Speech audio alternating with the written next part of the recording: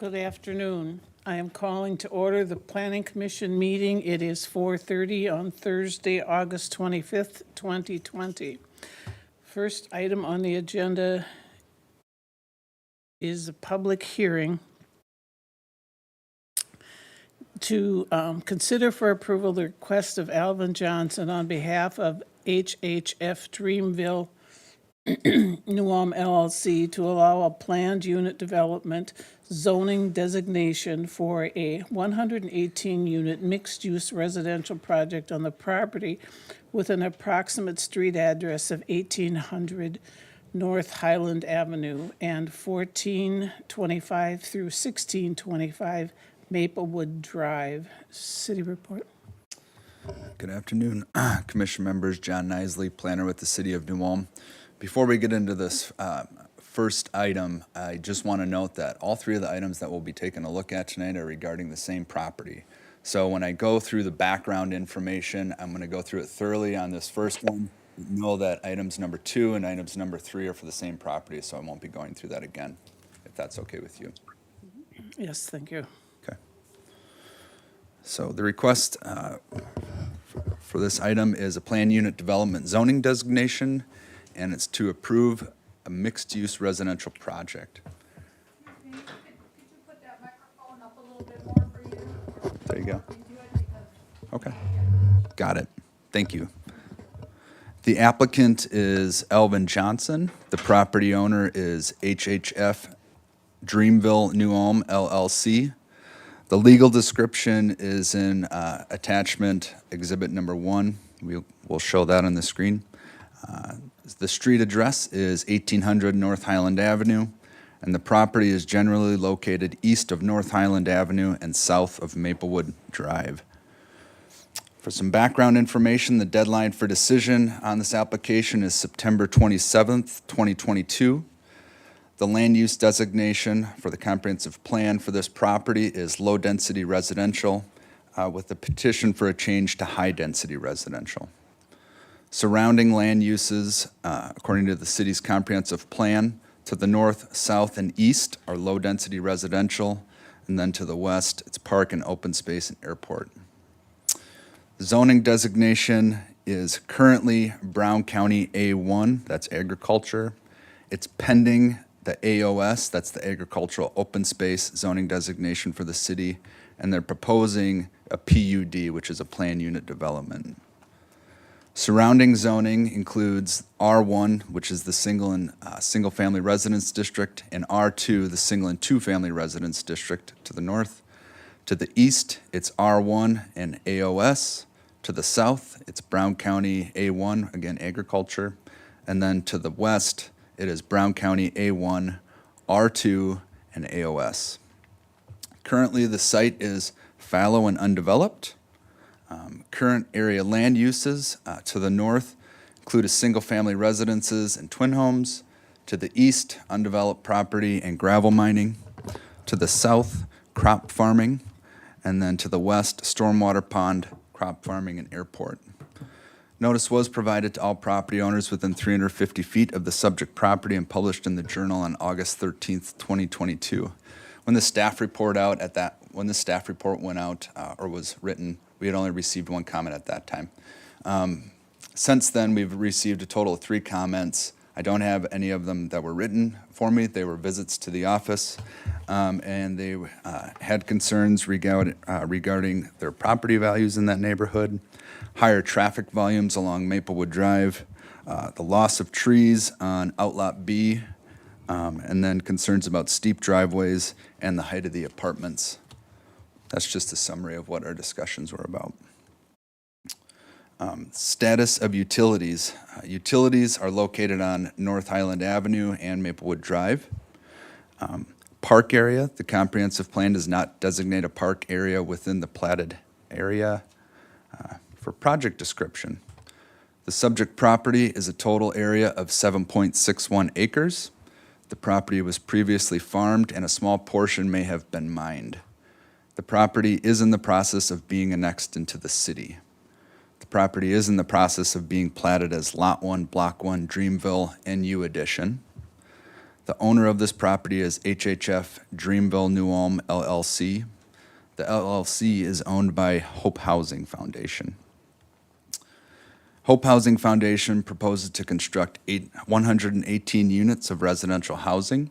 This will include a mix of housing types, including 6 townhomes on the eastern side of the property, 8 twin homes fronting Maplewood Drive for a total of 16 units, and 2 4-story apartments buildings with a total of 48 units in each building. The apartment buildings will extend from North Highland Avenue to the east along the south side of the property. Of the 118 units, 88 of them will be classified as workforce housing. Chapter 7.9 allows the establishment of a planned unit development zoning district. The definition of a PUD is as follows. It's a type of development which may incorporate a variety of land uses planned and developed as a unit. The planned unit development is distinguished from the traditional subdivision process of development in that zoning standards such as density, setbacks, height limits, and minimum lot sizes may be altered by negotiation and agreement between the developer and the municipality. The intent of the PUD is to allow the deviation from the definitive and precise requirements of established zoning districts in the particular areas to be developed and that can offer greater value to the community and can preserve the community's health, safety, welfare, than if those areas were to be developed as a single-purpose district. To establish a planned unit development, the following documents need to be approved. 1, the rezoning of the property by ordinance to a planned unit development. The rezoning of the property would be effective upon City Council adoption of the planned unit development general development plan for the project. We would need a planned unit development general development plan as described in Chapter 7.9, a development agreement, and a final plat. Approval standards for a planned unit development.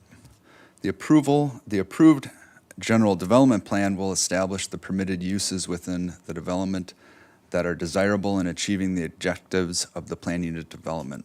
However, there must be clear evidence that such uses are desirable and appropriate with respect to the primary purpose of the development, and that such uses are not of such a nature or so located as to exercise a detrimental influence on the development or use of the surrounding neighborhood. The general development plan is intended to illustrate the intent and general nature of the proposed planned unit development and to establish the requirements and standards that will apply to the project. Required submittal materials, unless waived by the Community Development Department, include the following: narrative statement and a site plan. The proposed project does not comply with the standards found typically in the R4 high-density residential zoning district for 2 reasons. 1, the 2 apartment buildings exceed 45 feet in height. The elevator, penthouse, stairwell, and community room located on the roof of the building will have a height of a total of 50 feet, 10 inches. The remainder of the building will have a height of 42 feet, 10 inches. And then 2, we don't allow in our city zoning ordinance to have twin homes, apartments, and townhomes all on the same property. We don't have a district that allows all 3 types of those residential land uses in one zoning district.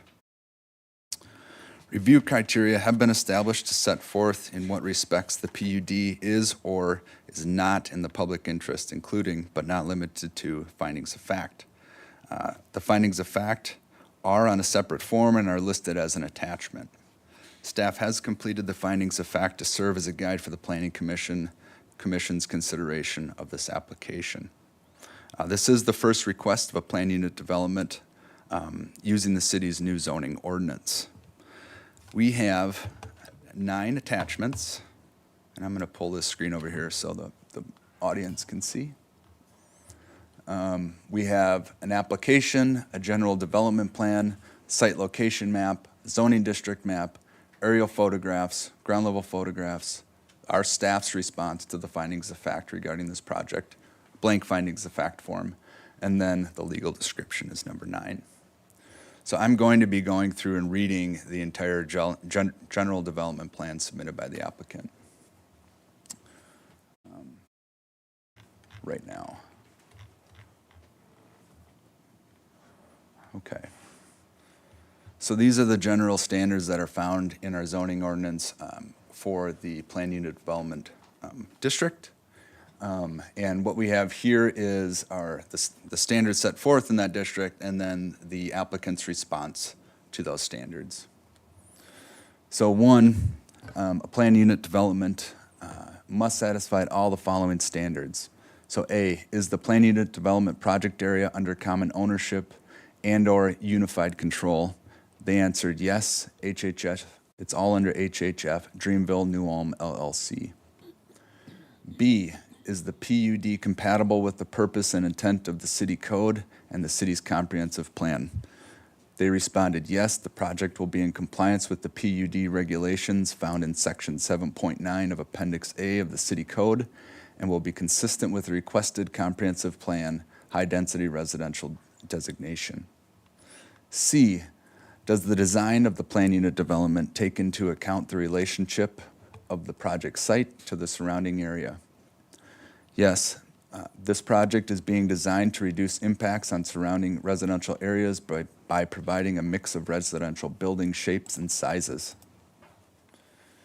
D, will the plan unit development create an excessive burden on existing parks, schools, streets, and other public facilities and utilities which serve or are proposed to serve the area? No, this project will have a total of 118 rental units. The anticipated population of the project is 148 people. It is not anticipated that the number of people that this will create, will not create an excessive burden on public facilities or utilities. The property is currently recommended for low-density residential uses in the comprehensive plan, and the population between these two density classifications is not significant given the number of units being proposed for this project. E, will the plan unit development affect the natural environment of the community and site? Natural features must be preserved and protected to the greatest extent possible. They responded, no, the property where the project will take place is a fallow farm field and areas have already been disturbed in the past. There are limited natural features on the project site, and where possible, those features will be protected.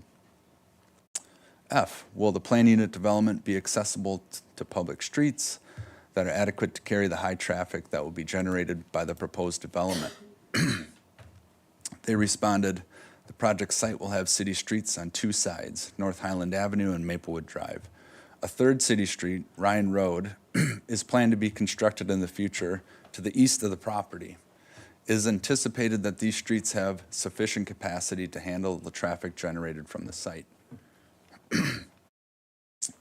Will the construction and maintenance of all utilities, roadways, parking facilities, and other site improvements be in accordance with the requirements of the city code and other regulations by the city? They responded, yes. Does the plan unit development provide off-street parking and loading space as required within Chapter 10 of this ordinance? They responded that there will be 236 off-street parking stalls provided on the site, and this meets the required number of spaces identified in Chapter 10, Appendix A of the City Code. Is the location, size, and character of the common open space suitable for planned development? Yes, they responded, yes, the common open space is suitable for the plan unit development. Is the common open space held in common ownership by all owners in the PUD, or is it dedicated for public use with approval of the City Council? They responded, all of the units on the property will be rental units. The property, including the common open space, will have one private property owner. K, does the PUD provide for architectural diversity by way of varied building types and exterior building design? Yes, there will be 3 different types of housing units on the property: apartments, townhomes, and twin homes. Each housing type will have their own architectural design. Has the applicant for the PUD provided evidence that financing is available in the amount sufficient to ensure the completion of the plan unit development? They responded, yes, private lender is committed to funding of the project. M, prior to the issuance of a building permit for uses within the planned unit development, has the applicant executed a development agreement with the city? They responded, the property owner will enter into a development agreement with the city for this planned unit development. Lastly, has the applicant reviewed other development standards in Table 7.8 that may apply to the project? And they responded, yes. Lastly, the burden of justification for any PUD project is the exclusive responsibility of the applicant. The applicant is responsible for providing the information and data required in this chapter. It should be, in addition, as the PUD is intended to be an innovative approach, the applicant must provide any other data or information required by the city staff, the planning commission, or city council to assist in the decision-making process. Here we have what they're asking for, exceptions to the city development standards. So for height, the city code standard would be a maximum of 45 feet. HHF Dreamville and New Ulm's proposal is to exceed 45 feet in height for the elevator and community room located on the roof of the building to a maximum height of 50 feet, 9 inches. Secondly, city code standard does not permit twin homes, apartments, and townhomes to be in the same zoning district. HHF Dreamville is New Ulm's proposal is to have mixed residential uses, allowing twin homes with apartments and townhome units. This is the narrative statement that they provided in the general development plan, summary and description of the proposed project. Hope Housing Foundation is the owner of HHF Dreamville New Ulm LLC. This firm is proposing to construct 118 units of market rate workforce housing in New Ulm. Information on the ownership team is provided in the appendix. The project site consists of a 6-acre tract of land located at the southeast corner of North Highland Avenue and Maplewood Drive. This parcel of property was previously farmed. The property is currently located in Milford Township, but the owner has petitioned for its annexation into the city of New Ulm. Since the property is located within the orderly annexation area, the owner does not anticipate any problems associated with this matter. The annexation is anticipated to be completed by September 15th, 2022. This project site will accommodate a mix of 118 residential units. This mix will include the following: 1, 6 townhomes on the eastern side of the property; 2, 8 twin homes fronting Maplewood Drive with a total of 16 units; 3, 2 4-story apartment buildings with a total of 48 units in each building. The apartment buildings will extend from North Highland Avenue to the east along the south side of the property. This project will provide workforce housing. The term workforce housing means that a type of home that aims to provide affordable, safe, and comfortable living spaces for the working class. It is an option for home ownership or rental homes near job centers where workers can affordably live near work every day without much commute time. Brown County has a area median income of $87,300. Our housing will be focused on 80% of the area median income for 75% of the units, which will fall into the market rate category for the area. The remaining 25% of the units, or 30 units, will be a full market rate. This will result in 88 units being workforce housing.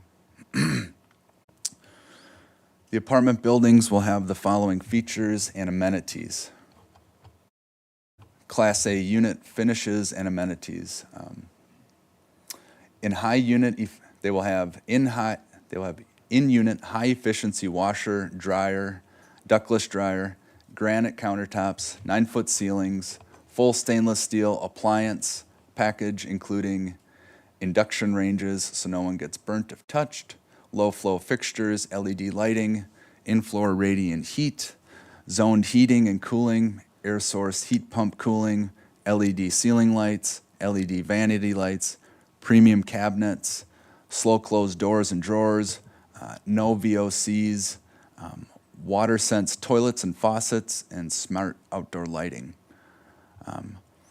Some other building amenities: full on-site management team, secure entrance, community room, rooftop patio, fitness center, office/conference room, a dog wash, bike storage, and extra storage lockers.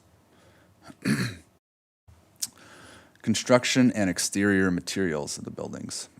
Structurally, they will use structurally insulated panels, cross-laminated timber for energy efficiency and sound efficiency. They will be indoor air quality certified, Energy Star windows and doors, in-floor radiant heat, zone heating, cooling, air source heat pumps. Again, LED lighting, smart outdoor lighting, WaterSense toilets and faucets, and then smart siding. They noted that all products are net zero or net zero ready. It's for energy equity for consumers, indoor air quality plus for healthy living, built with a lower carbon footprint. The structurally insulated panels have the highest energy rating and lower construction time. The cross-laminated timbers provide insulation and sound quality. They have energy indoor air plus certified, Energy Star rated, net zero ready certified. This project is certified by the National Association of Home Builders as green certified. It's going to be very energy efficient. They're stating that 70% better than the building code. There won't be any VOCs, which are volatile organic compounds, fire retardant, and they will have anti-mold and fungus and will be environmentally friendly. So, a description of the anticipated project demand. The decision to proceed with this project was based on the following market information. City of New Ulm Housing Study Update dated May 2017. This study was prepared by Community Partners Research Incorporated and was financed by the New Ulm Economic Development Authority.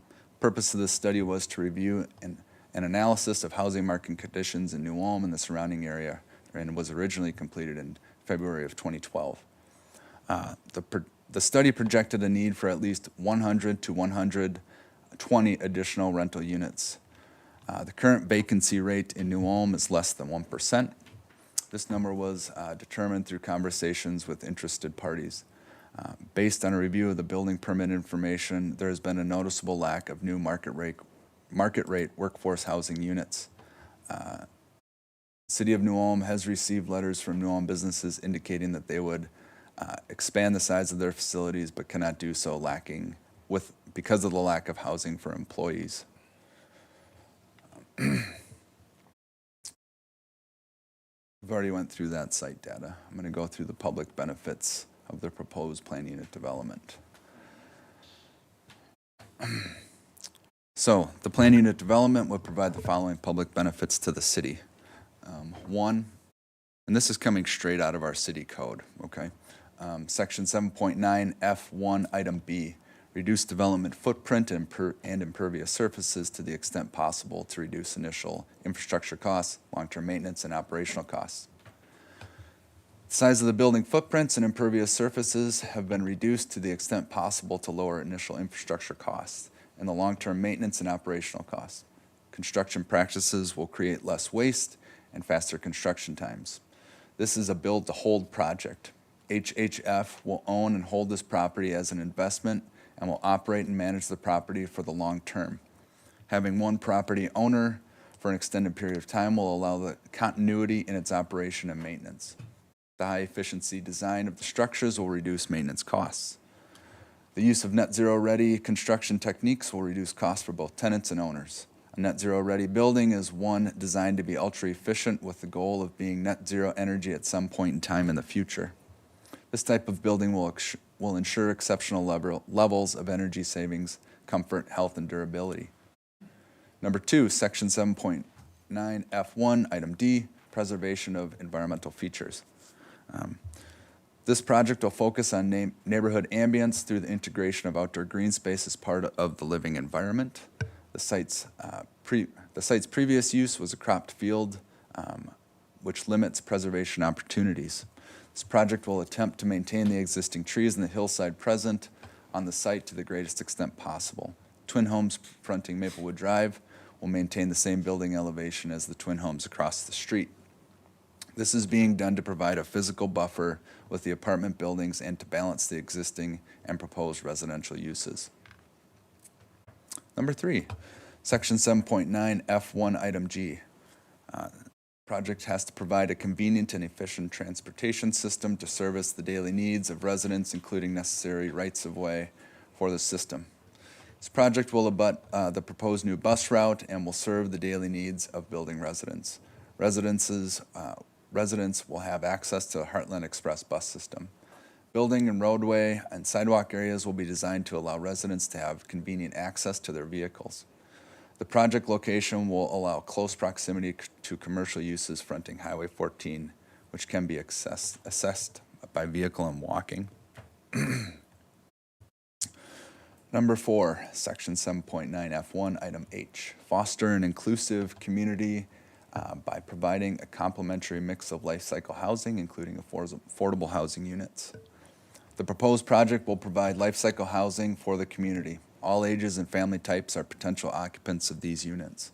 Twin homes, townhomes, and apartment units can accommodate for a variety of different tenants.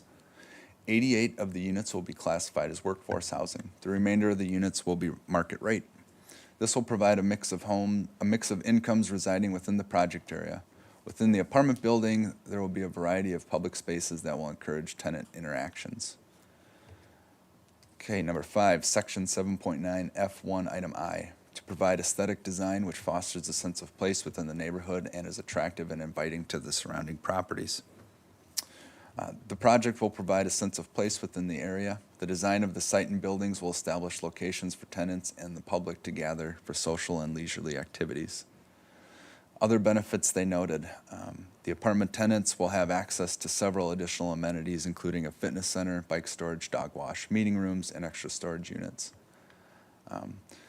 Another benefit they noted was the estimated cost of this housing project is $29,876,750. The residential construction, building operations, and resident spending will help create additional jobs within the community. Okay, project density.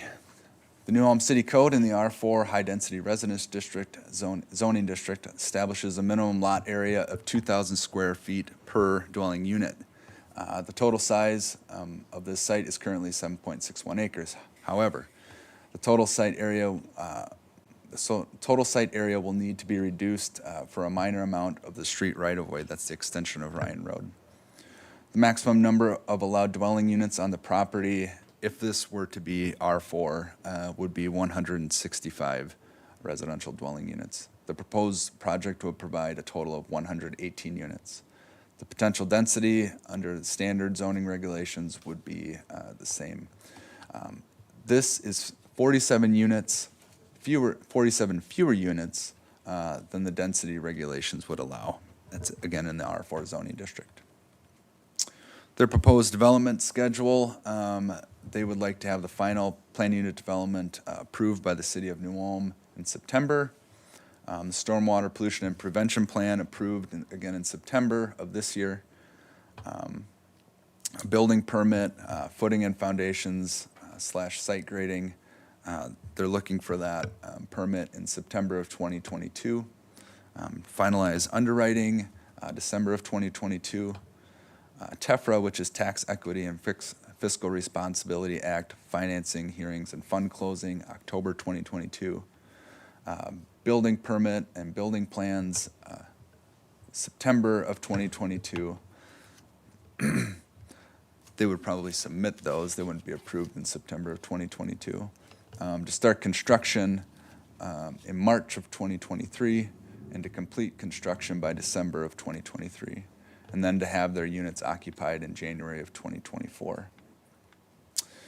Applicant's justification for the approval of the plan unit development. They said that this development will bring to the citizens of New Ulm a quality project that will make New Ulm proud for years to come. We are excited to help the City of New Ulm fill its housing needs with quality buildings that are built to last and hold. The proposed project will provide life cycle housing for the community. All ages and family types are potential occupants of these units. Twin homes, townhomes, and apartment units can accommodate a variety of different tenants. Again, 88 of the units will be classified as workforce housing, the remainder will be market rate. The project will provide a mix of income residing within the project area. Within the apartment building will be a variety of public spaces that will encourage tenant interactions.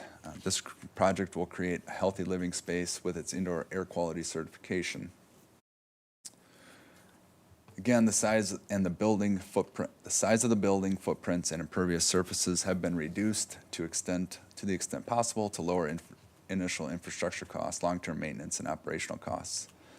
Construction practices will create less waste and have faster construction times. Again, this is a built-to-hold project. HHF will own and hold this property as an investment and will manage the property in the long term. Again, they noted the high efficiency of the buildings and the reduced maintenance costs that goes along with that. Here is the site building data, and this is all available to you either online. I'm not going to go through each one of these. I do want to note that for the twin homes, they're looking at a unit size of 1,505 square feet per unit. For the townhomes, they're looking at a size of 1,244 square feet per unit, and then the apartments are going to range from 707 square feet to 1,222 square feet per unit. So that's going to be 707 would indicate a one-bedroom apartment. Here is a list of the development team. Alvin Johnson, he's the CEO of Hope Housing Foundation, and I believe he's on Zoom with us right now. We have Darren Stover from CRG, Don Janke from Midwest Energy Design Group, Laith Herbold of Studio HSF, Wendy Anderson from AH Development Company, LLC, and AJ Johnson with AHJ Development Company, LLC. Peggy Lawless, she's the VP of Hope Housing Foundation. Key contacts are Wendy Anderson. The architect is Adam Steinke of Strange Design and RDS Architects. Civil engineers for the project are Bolton and Mink out of Sleepy Eye. Here's some renderings they provided of the development site. What we're looking at here on the top are actually the townhomes, the 6 townhomes. So this would be on the easternmost part of the property. Here would be a kind of a side profile view looking to the west. You can see the apartments on the left side of the picture, and then on the right side you will see the twin homes. Here's a rendering of an overhead view looking from west to east. You can see Maplewood Drive is that black line that you see separating the twin homes that exist on the north side of the road and the proposed twin homes to the south side of the road. So we have our twin homes abutting Maplewood Drive, and then behind those twin homes we have the apartments, and then far to the east we have the 6 townhomes. As you can see also in these renderings, all of the twin homes will have driveways onto Maplewood Drive, and the traffic coming from the apartments and the townhomes will enter onto Highland Avenue. Here is a site layout that they provided. Again, you can see the twin homes on Maplewood, the 2 apartments, and then the row houses in the back here on the east. Here's an aerial photo of the project location. Here is the MR gravel pit right here, Maplewood Drive, and then the area highlighted in red is the project site. Here is a zoning map of the property. We have R2 here to the north and west, R1 here in green, and then we have AOS here where the mining site is, and then over here where the city stormwater pond is. As you can see, the site is not zoned, city zoned right now. Currently it's Brown County A1. We provided a couple different angles to take a look at for the Planning Commission. So this is this is facing west, an aerial photo facing west towards the airport. This is an aerial photo facing south towards the high school. This is an aerial photo facing east, should be more towards the MR pit. And then here we took a couple site photos. It's hard to get a good breadth of the landscape with some of the site photos because it is a large parcel. But here's a photo facing north towards Maplewood Drive. You can see the existing twin homes built over here. We have ground level photos here facing southeast.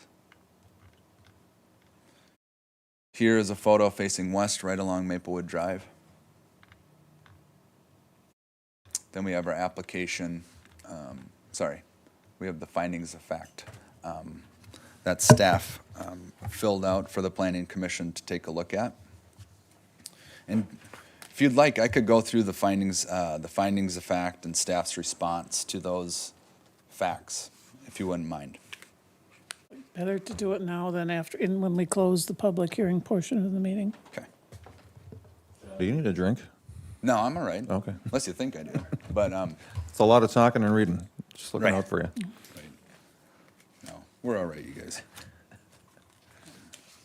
But I'm not going to read off the screen right now. I'm going to read right here.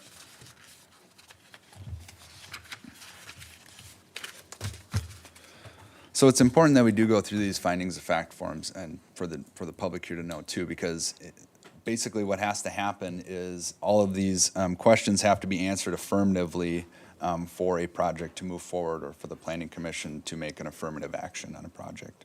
So I just want to make that clear. The findings of fact for a plan unit development project like this, there are 12 questions that have to be answered. And again, they have to be answered affirmatively. And this is staff's response to those questions. So the first question is, are adequate property controls established and provided to protect the individual owner's rights and property values and to define legal responsibility for maintenance and upkeep? Staff's response was yes. The developer has stated that all of the housing units for this project will be rented. The property owner will be responsible for maintenance and upkeep of all outdoor common areas and buildings. The owner of the property will be required to enter into a development agreement with the City of New Ulm, which will outline the owner's responsibilities as it relates to this project. 2, is the project site adaptable to the plan unit development general development plan? Staff's response was, this project site is adaptable and conforms with the plan unit development general development plan. The site is 7.61 acres or 331,491 square feet in size. If using the R4 high-density residential district standards of 2,000 square feet per dwelling unit found in the city zoning ordinance, this site would be able to accommodate up to 165 dwelling units. The applicant is proposing to construct 118 dwelling units, 47 less than what will be allowed in the R4. The project proposal meets the criteria set forth in the general development plans found in section 7.9 of the city ordinance. 3, will the proposed PUD be detrimental or endanger the public health, safety, comfort, or general welfare of the community? Staff's response was, it is not anticipated that the planned unit development will endanger the public health, comfort, or general welfare of the community.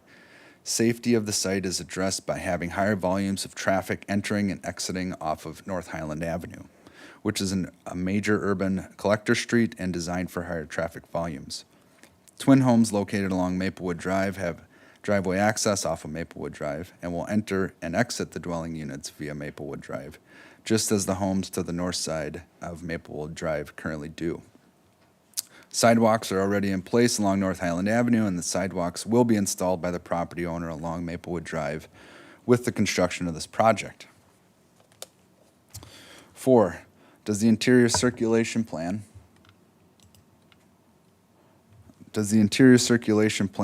and access from and onto public rights-of-way address congestion or dangers be adequate for the safety of the project residents and general public. Staff's response was yes. Access from the public rights-of-way would be North Highland Avenue, which is a major urban collector street that was designed to address high traffic volumes.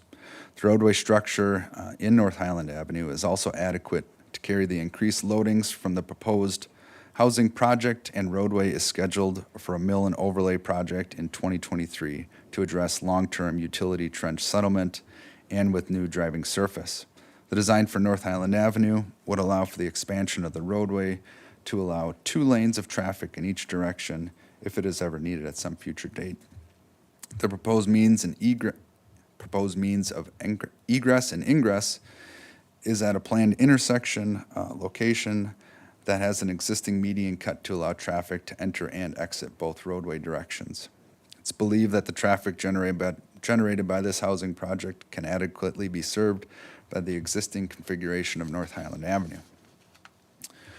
The intersection of US Highway 14 and North Highland Avenue is planned for the 2024 construction of a roundabout to ease traffic congestion at the intersection and to assist with traffic circulation.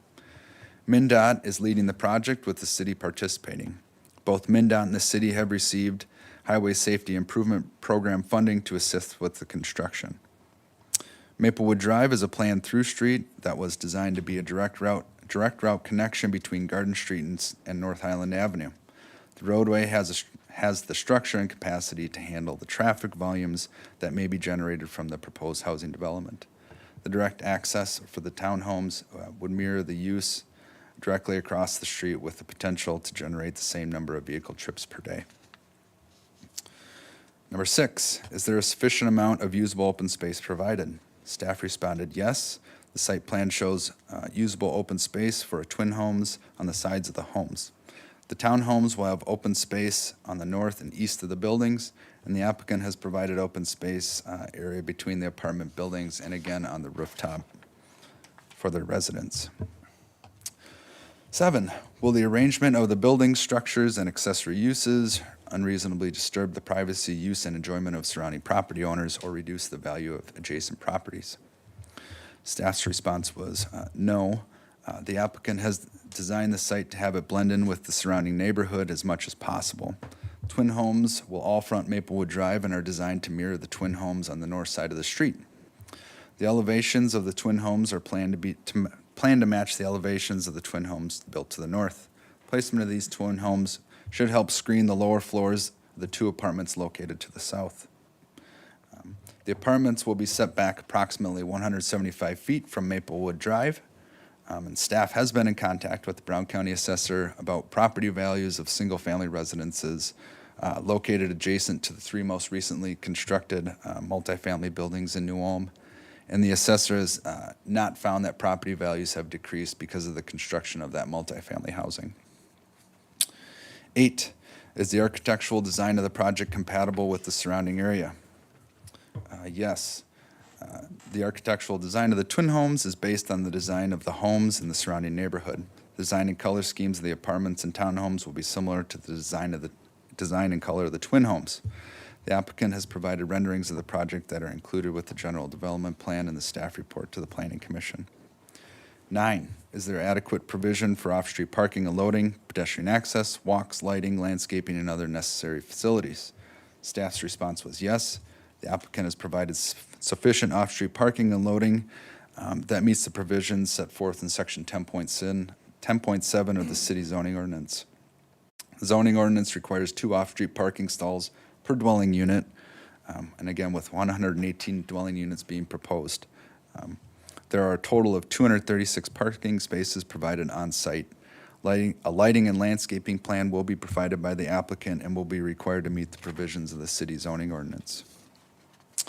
10, will the project place a burden on existing municipal infrastructure, including utility and drainage systems? Staff's response was no. The existing utility infrastructure in this location was designed to accommodate development growth along North Highland Avenue corridor. The site is adequately served by a water main and sanitary main stub. The existing water main in North Highland Avenue is a large diameter distribution main that directly connects to the airport water tower, which should provide provide proper pressure for the development. The sanitary sewer is designed with the capacity to collect sewage along the entire corridor.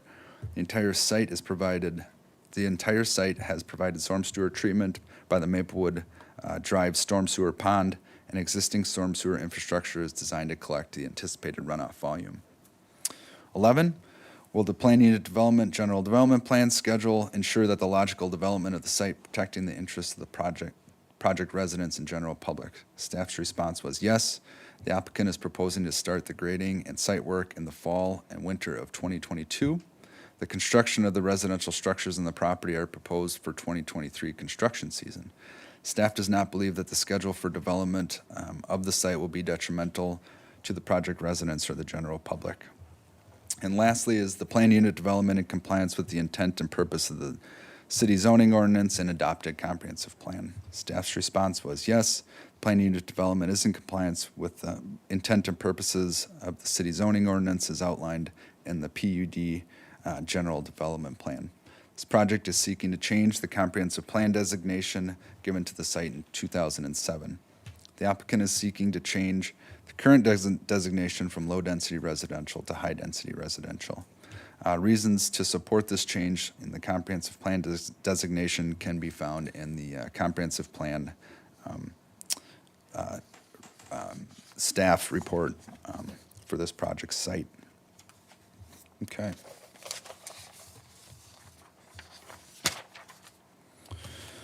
So that was the findings of fact that staff completed. Staff would recommend the approval of the application for the plan unit development with the general development plan. The reasons for this recommendation can be found again in the findings of fact that were just read out loud. We would recommend 2 conditions. 1, that the applicant and owner pay the cost to record the necessary documents with the Brown County Recorder's Office. And then 2, the establishment of the plan unit development project will require the approval of the following documents. 1, the rezoning of the property by ordinance. 2, a development agreement. And 3, a final plat.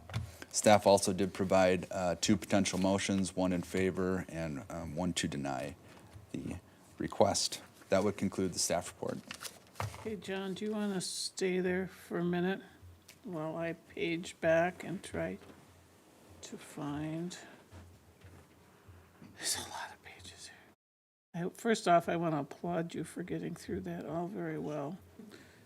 I'm going to ask the commissioners if they have any questions for you while they're up there before I open this up to the people from the LLC to speak, and then I will open it up to the audience for questions later. I will be limiting the time limit for audience participation to 2 minutes per person, if we can keep it at about that, because there's quite a few people. If there's a group that want to talk together, I ask that you have 1 representative speak for you, trying to keep it orderly. Thank you. So does the commission have any questions for John while he's here? John, this whole project, when it came before us probably a year ago that we were in discussion, parts of this have changed, a little bit, can you maybe give a little background of where we were a year ago with this land development of that area? Sure. So a year ago we were at that 6-acre parcel. Okay, that was owned by a private property owner. We were approached that someone was interested for a multifamily site. This is one site that was shown to them, and this is the one they were interested in. Oh, this is the one site that they were interested in looking at further. From there, it went to the city council, and then it went to the city council for annexation 2 weeks ago, and then also for the sale of Outlot B, which was city-owned property, to the developer. Okay, thank you. I just think it's important if the audience, so they know a little bit of the background of when it came before the city. Yes. I had a question about if you could pull up the map of the blueprint of the properties. Sure. The Hold on here. keep it there. Okay, thanks. I see Maplewood, and Bryan, I see is the proposed which would be to the right of this. The road, when you showed the other view, there's a road coming off Highland that is private, Yes. and so So- they're responsible for the construction of that road. The city has no responsibility for it. Are there going to be turn lanes off of Highland into that? There are. Okay. And there will be. And so where that comes, where this apartment unit will exit onto Highland, Correct. they will either be able to go to the north or to the south. Okay. And then, correct, everything outside of the city right-of-way on this private property will be the responsibility of the private property owner. Okay, because when I first looked and you had an overview map of the street and I saw a road there and I thought, oh, that wasn't Ryan, so, and then you explained that's how they're going to enter the apartment building, people are going to be, excuse me, entering from that private driveway then. There, sorry, I want to step back 1 second. There aren't existing turn lanes there currently Right, to enter in if you're going north right. on Highland. Are we thinking that of putting one, I know the street is wide enough to put one in, is it a matter of? That's something I can discuss with the city engineer to see if they'd, I mean, because with the school there, during certain periods of the day, it's much busier, and if people are turning in to there, I think a turn lane might be okay. adequate. Anyone else have any questions for John while he's here? I do, yep. Did you staff feel that a consideration would also need to be then the annexation of that piece of land? Or I just noticed that wasn't included in the considerations, are we just assuming that's a moot point, that'll all be fine? So the annexation, they filed a petition for annexation that went to the city council. City council approved that. And the reason why it's in the orderly annexation agreement. So in the orderly annexation agreement with Milford Township, there's outlined areas of the city that that are noted for annexation and therefore don't need Milford Township approval. We've agreed that these lands can be annexed into the city. That piece can be considered done then? Right, now it's going to the state for their approval. Okay. Okay. John, does, say, a similar city of Mankato have like a housing development of this type of nature that may have apartment buildings, twin home, townhomes? Or is this something that's very unique in trying to do as a campus? I'd have to take a look at that. Okay. Thank you. Okay, then I'm going to, if no one else has any other questions, I'm going to open it up to the public. Is there a representative of Dreamville here who wishes to present? Hi, Please state your name and address. Wendy Anderson, Springfield, Minnesota. Thank you. Yep. So thank you, members of Planning and Zoning Commission. I'm going to ask you to keep to the mic. I know they're short. Okay. Yeah, thank you. So thank you, members, tonight for hearing our proposal for the PUD. We appreciate all your time that you spent with us helping put this together. I'm here to, I think we covered most of the concerns that were brought up about understanding market rate versus market rate workforce. So Brown County has a median income of $87,300.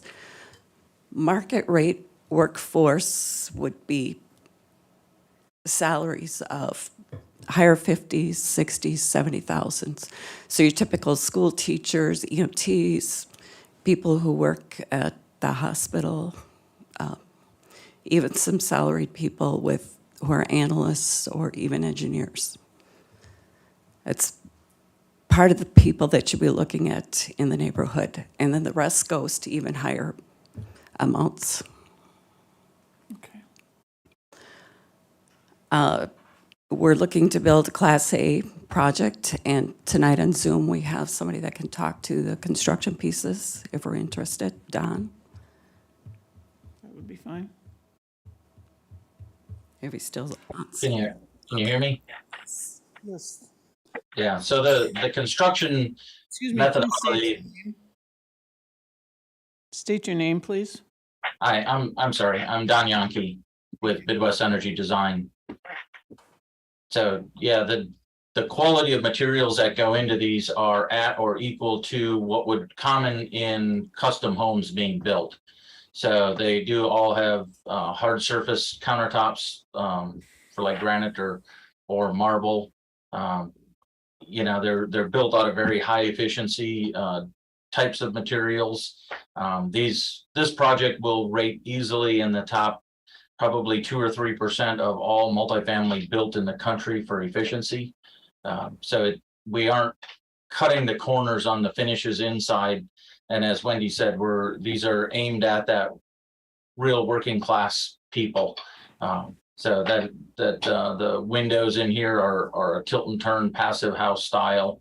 The CLT being brought in is you know, a very unique product, but we are definitely building it for a long-term hold.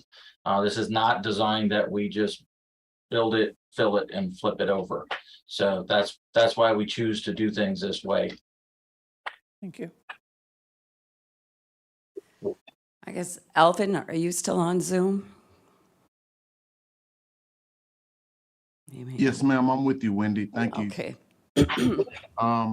Mayor, Planning and Zoning Commission, my name is Alvin Johnson. So thank you guys for allowing Wendy and our team to make this presentation before you tonight.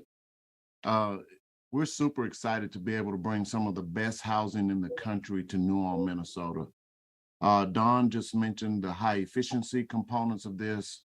You know, in a time of where we are right now we're just coming out of a COVID pandemic, this housing that we're putting is so efficient where no air goes from unit to unit.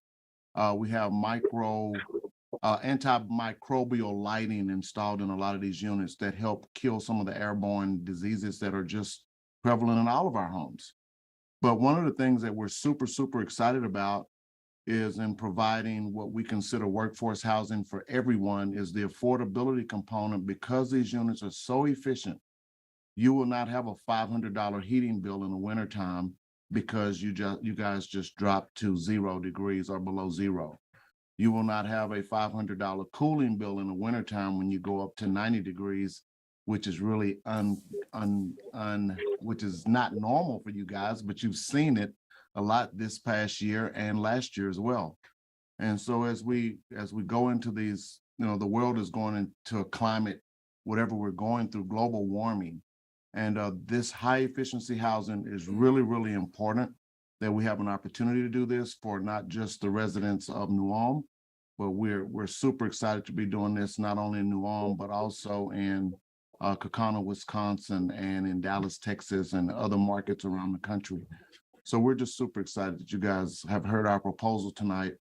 And if there are any other questions that we can provide for you or any other answers, please let us know. But thank you again. Thank you. So that would it. Okay. I'm going to open it for questions or comments from the audience. Please state your name and address and step to the microphone if you wish to speak. Thank you. My name is Jim Skaliski. I live on Maplewood Drive, 1612 Maplewood Drive. My wife and I, Dinah, bought our house there 5.5 years ago. And we bought our home from Mel Shugel, who developed pretty much the Maplewood area, the Sarah Hills addition. And when we purchased our home, one of the questions we had for Mel was, what's going to happen to that field across the street from us? Anybody that has bought a house on Maplewood had the same question. What's going to happen over there? And Mel told us that it was zoned R1 and 2, meaning we could have twin homes across the street from us. It would be residential. We were good with that. That was fine. We bought our house, and we all buy a house as an investment, as a hope to increase in value, which I think it has, but I question what this project is going to do to that. One thing that I wanted to bring up was the article that was printed in the New Ulm Journal on April 13th. Now, this article stated that a nonprofit called Help Housing was planning affordable workhouse housing for low to moderate income families. At that time, it was going to be a 3-story building with 27 units and 4 twin homes. We had concern then. Then, on August 15th, we received a letter from the city of New Ulm, and most of my neighbors got that letter, stating the request for the city's comprehensive plan to allow high density in place of low density, and the approval of the planned unit development zoning designation of a 118-unit mixed-use residential project. That caused great concern. I came down and talked to John Kinsley personally, and that's when I found out that it was going to be 2 4-story apartment buildings, not 4 twin homes, but 8 twin homes, and a 6-room townhome. It wasn't until later, I think one of my other neighbors went down and talked to John, that we found out that the entire project was going to be rentals. Our first impression was the twin homes across the street from us were going to be purchased. When I asked John about size of lots or whatever, that's when he said it is just one lot. There is no, those people will not own property. I questioned that, and one of my other neighbors was able to find out that these were rentals. Everything across the street from us were rentals. So I went to work, and I have a petition signed by 100% of our neighborhood on Maplewood Drive. I have people on the street behind that, which is Henley. I have people on Ryan Road. I have a signature from Mel Schugel, who's on Airport Road, that are against the rezoning of our neighborhood. And I have that here. I don't know who I'm supposed to give that to. To John. I guess I'd like to go through our objections that we have. Yeah, I had asked for 1.5 to 2 minutes, and you're at almost 4. So I will let you continue for a little while. I'll give you another minute. Can you Okay. wrap it up in that time? Number one, property value. We're worried about our property value. We're concerned that it's rental property across from us, and anybody that has ever dealt with rental people, they're not going to treat that property the same as if they own it.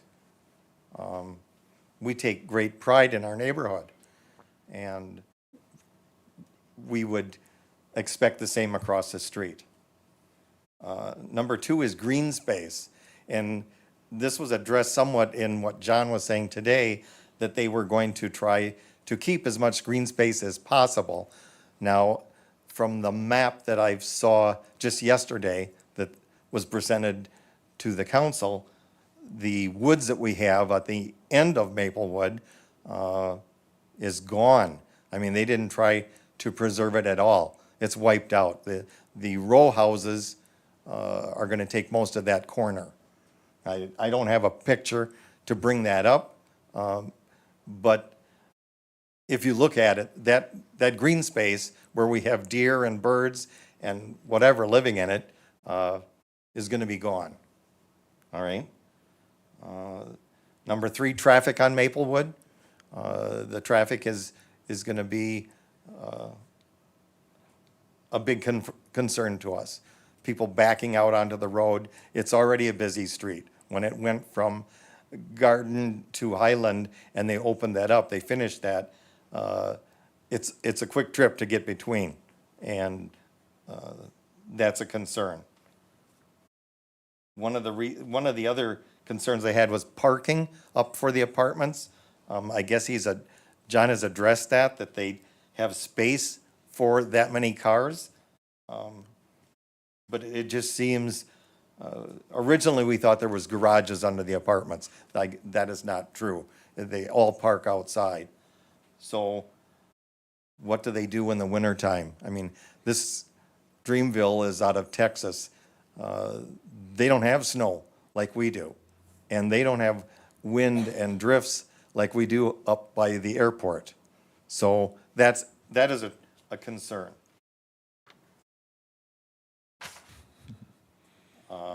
Water, he talked about the water, and, they talk about staff have said that, You 6 minutes now. Okay. Are you wrapping it up, or, you have a tablet. I don't I'll know. let somebody else talk. Okay, that Okay. would be fine.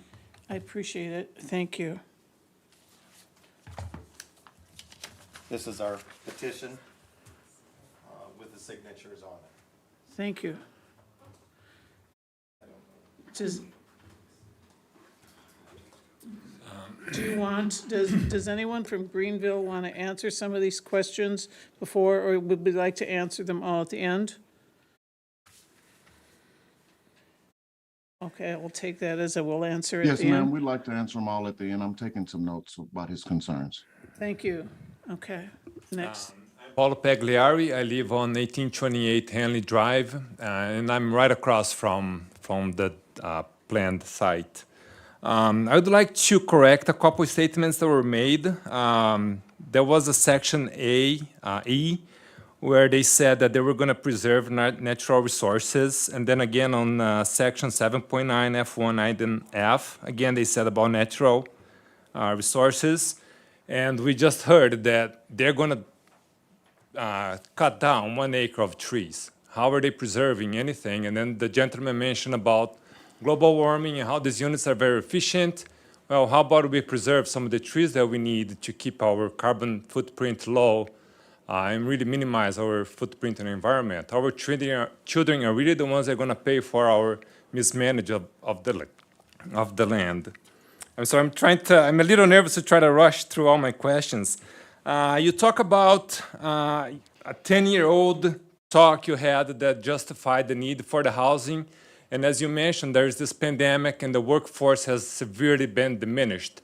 There's a lot of unemployment and people not wanting to work anymore because of a government subsidy of unemployment. How do you justify 10 years later to say that you still need this many housing at this location? Secondly, did you do any other survey to see what would be the best area to put this building, this complex unit in? Because I don't know, it feels like with the traffic we have at the high school lately, and then we're going to put a lot more traffic in there, I think there's going to be a lot of issue with high traffic in the area. My house has a 18 kilowatt PV system that faces south, and you're going to put a 4-story building in there, and in the winter the sun is very low in the horizon, and I'm concerned that that's going to provide some shading on my panels. Am I going to be getting compensation should that provide any shading and minimize my PV output?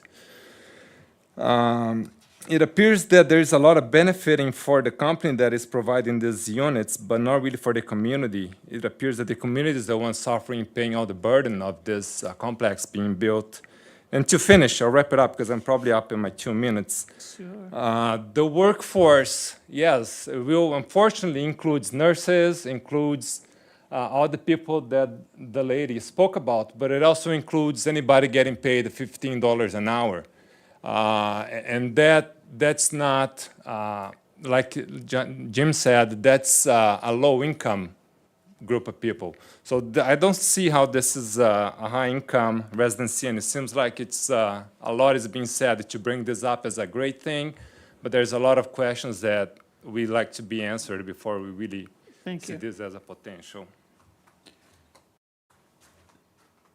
Is there anyone else that cares to speak? You have to step up to the microphone.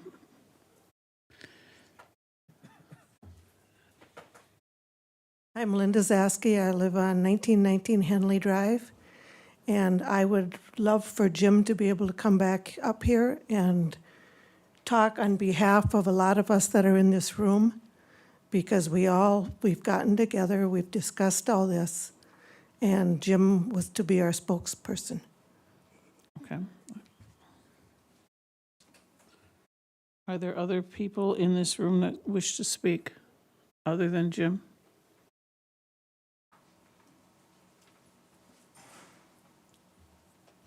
Hi, I'm Karen Shea. I live on 1511 Airport Road. And I was not aware of this petition that went around. It didn't come to my house, so that's all I can say. I think the premise of this building is a great idea. We do need extra housing. We need to have that available to people. But I can share the concern in the neighborhood that I live in of just what this will look like. I appreciated being able to have some idea of schematics, but I'm curious, has this company built something like this somewhere else in the country that we could actually see some real photographs rather than just drawings? Just to get a perspective of that a little bit better. And then also, that whole land is elevated. So when you're thinking about a 4-story building, it really will make a big difference of how our neighborhoods look like. So I'm just more curious if we can work with at least a 3-story rather than a 4-story, because that's just going to, how many other tall buildings are in that area? The high school, further down the diocese for the height. When we're talking about making it look and blend well with the rest of the neighborhood, I think that's where part of my concerns are. And I think my neighbor brought up a good point. For Minnesota weather, underground parking is a pretty important thing, especially if this is going to be a development for people who have more money. They're not going to want to have to deal with their cars, scrape them off on the outside.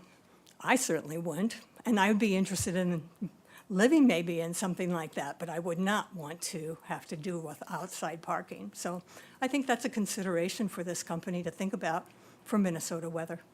Thank you. Is there anyone else that cares to address?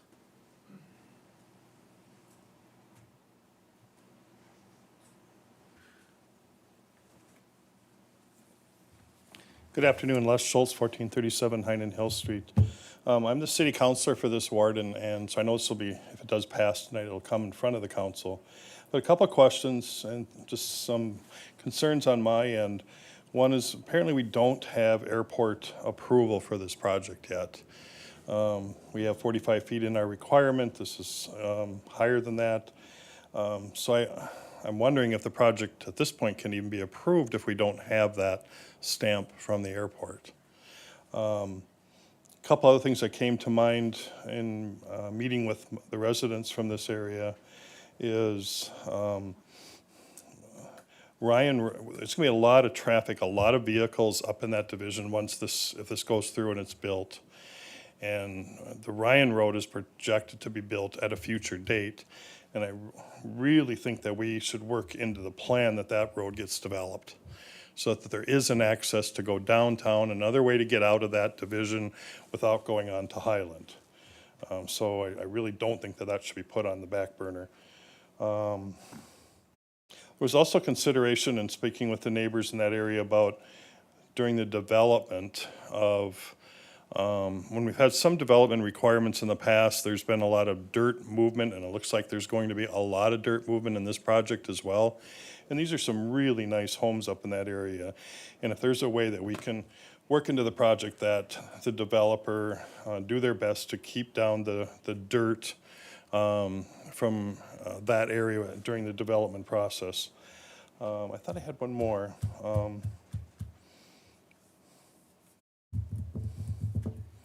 but I don't grant it. But I am worried about the airport project. We'll probably get approval, they'll probably okay it, but what if they don't? And we got a mess on our hands, and it's gonna have to come back in front of you, and then come back in front of the council, and, because they're gonna have to revamp that, either drop it a floor or do something different. So I do think that that's something that we need to talk about. Thank you.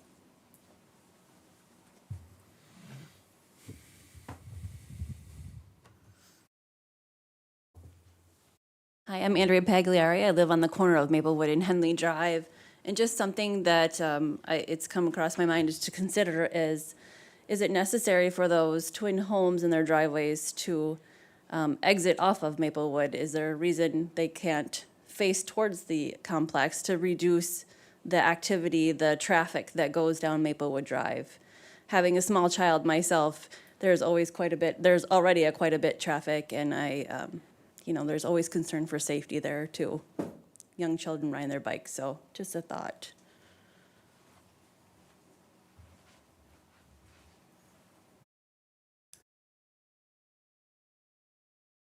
Anyone else? Jim, did you want to come up to close for a few minutes? Did you have anything else you wanted to add? Since someone in the audience asked that you continue. Is there anybody else that wants to speak? You may use my minutes.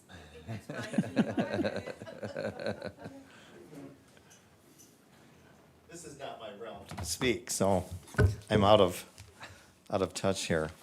One thing that I heard today from John when he was explaining the project, that some study was done in 2017, and we're basing this plan 5 years later.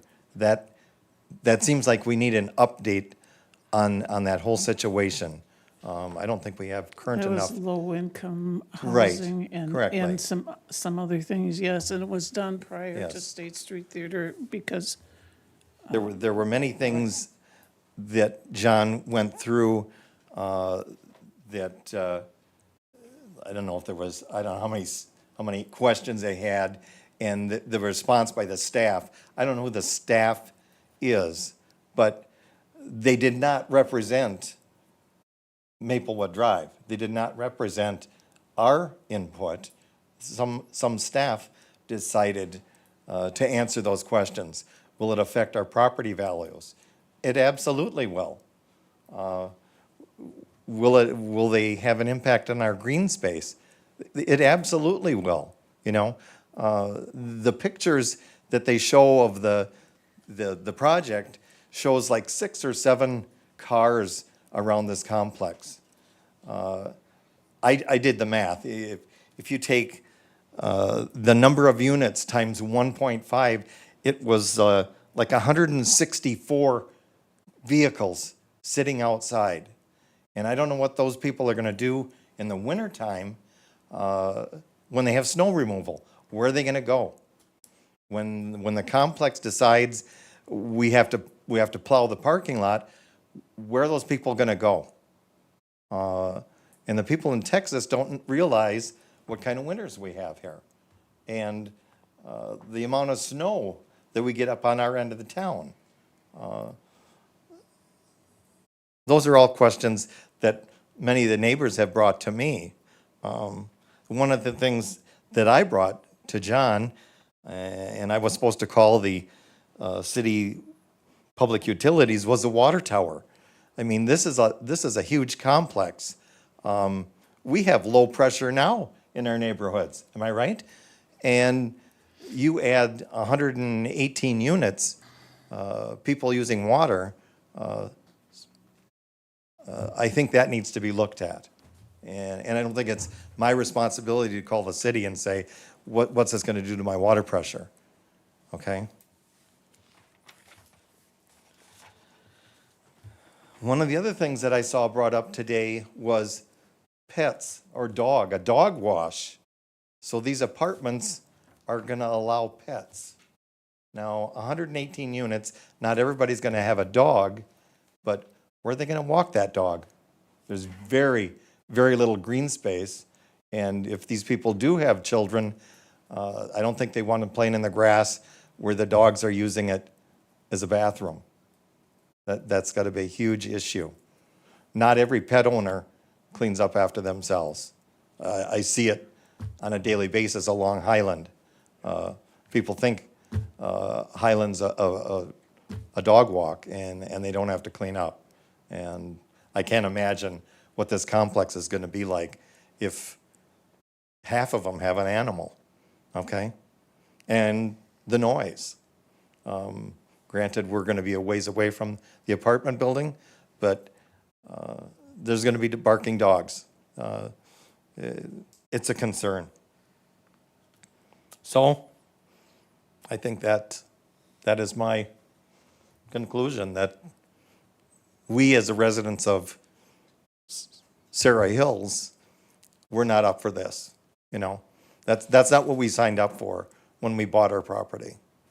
And we would like the city to look at that and deny the change in density is what they're looking for. And unfortunately, find a different home for their complex.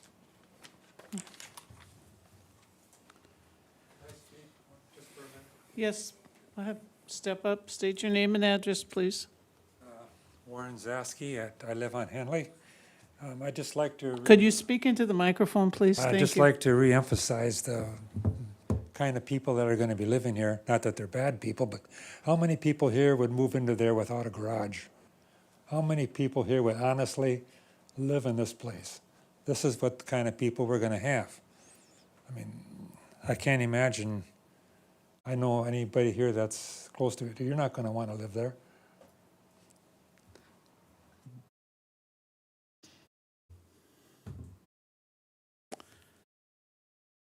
Is there anyone else that wishes to address the group?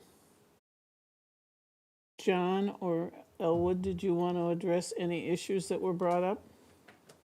Yeah, if you wouldn't mind, I just want to... Is it Alvin, are you going to be addressing, or is April? I'd love to, Ann, if you don't mind. I don't mind, go ahead. There were a couple of concerns that were brought up that I'd like to, well, first, the airport approval. We have applied for that, and hopefully the airport would approve that. We have not seen a situation where new apartments actually bring down property values. If you're bringing in, and realistically, the 118 units that we're putting there, these people may already live in New Ulm. The vacancy rate is less than, or 1% or less in New Ulm. So that means that there are actually no units available for anybody to live there. You've got employers in that city that want to expand their businesses and bring more services to the city of New Ulm and maybe even the country, depending on what they make. And they can't do it because there's no housing for people to live. And I can tell you that the $15 or $18 an hour people that serve at Lola, American Bistro, or George's Fine Steaks and Spirits, or Turner Hall, Green Mill, New Ulm, or Lamplighter Family Sports and Bar, all of those people that work in those restaurants that you eat at and that serve you every day, some of those people may want to live here. And they may be appalled, and excuse me, that we feel that way about them. Everybody in Minnesota does not have a garage. I'm the only person on our team that live in Texas. Don Yonke lives in Minnesota. Wendy lives in Minnesota. Lath lives in South Dakota. Everybody doesn't have a garage. Everybody's not privileged enough to have a garage. But what we're doing is we're providing the best housing in the country to the city of New Ulm. And I believe Don has a picture of another unit that our team has built that looks very similar to what we're proposing with the rooftop amenities and et cetera. Let me see, I heard a comment about public burden. There's nobody in the city of New Ulm that will have to pay for this development. So there's no public burden there. The housing study that was done in 2017, I do not know of a city in the country right now that has not had a housing study that has shown a decrease in a need for housing. If that study were updated, it would probably show that you guys need more than 120 units of housing. And I think those were the only notes that I took down that I wanted to address. I'll let Don chime in with something that he may want to say, and then Wendy may have some further comments. Thank you. Thank you. Yes, I'm Don. I'll make a few comments. I heard that about cutting down all the trees, and the only strip of trees that is on the very steep side slope on the back of the duplexes, which that is not an area we would do anyhow. The townhomes up on top are back. So if you think of it, the field completely wiped out all the trees in that area, and right behind it is a gravel pit. So for you to say that we're taking out all this woods and all this park area, I think if you look at the housing that's built all around it, there was a lot more trees taken out in the process of that than what there would be in this property. And nobody, when we bring up saying there's going to be this many barking dogs, if you don't have a dog ordinance, all of your neighbors can get a dog as well. And they can be right next door to you. So if we're going to start talking about things that may and might happen, same thing of saying, should it be shorter because it's on a hill? Your entire city is built on hills. So things that are on top of the hill may look taller than things that are in the valley, but that's just due to the contour of your city. We did look at several sites across the city to try to determine where we could find a site that worked and fit in with this. So we picked it where it was dumping traffic onto a road that was designed for it. So we didn't overburden a road. The reason the cities do comprehensive plans is they design roads for bigger traffic loads than what they are. And we hear a lot of times when people want to say, well, I walk my kids down the street. Well, there's sidewalks on one side, there's going to be sidewalks on the other side. That's what they're meant for, to be used. And to come up and complain on Maplewood, all we're doing is building the same thing that's already built on one side of the street on the other side of the street. Just like all the other streets in that area have housing on both sides. So it's not being accessed by high volume. It's simply duplexes down that street. So I can't understand, and to talk about blocking a PV array, you would have to be within 100 feet of that in order to block that array. You can do sun angles. We a lot of times put PV on our projects, so we understand that very well. So we're not going to block out and shadow a quarter of a town by building a building. And I will say that if you drive through town, you might be surprised in the wintertime how many people there leave their cars out on the driveway as well. I grew up 300 miles north of here on the UP border. I was used to 350 inches of snow. And I will tell you that there are hundreds and hundreds of multifamily projects built without garages over them. So that is something that a lot of people do. And I do take a little offense when people use the statement kind of people. So that's a pretty derogatory statement when you say the kind of people that are going to live here, because that is your neighborhood. You don't get to control the kind of people that move in and buy it. If you didn't want anything across, you could have went ahead and bought the 10 acres and owned it for yourself and controlled it. But a city is going to grow. That's why you have a comprehensive plan. That's why they map those things out. That's why you built a school there, is because they know the growth is going that way. So you just happen to see it. Thank you. Thank you. Did you have anything you wanted to add? I was going to comment on the woods because that seemed like a big point, and the woods are not being taken out. The townhomes are built on the edge.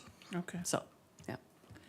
Can you show the map? Because there are homes going there. Step to the microphone if you have a question or an issue, please. If John point out the blueprint, it will show that there are twin homes all over the wooded area. There's going to be no woods left.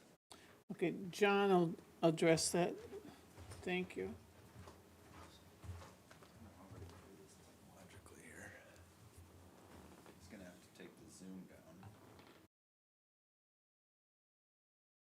And really quickly, if you'd like, I can share my screen and show a really good picture of what the 48 unit building would look like.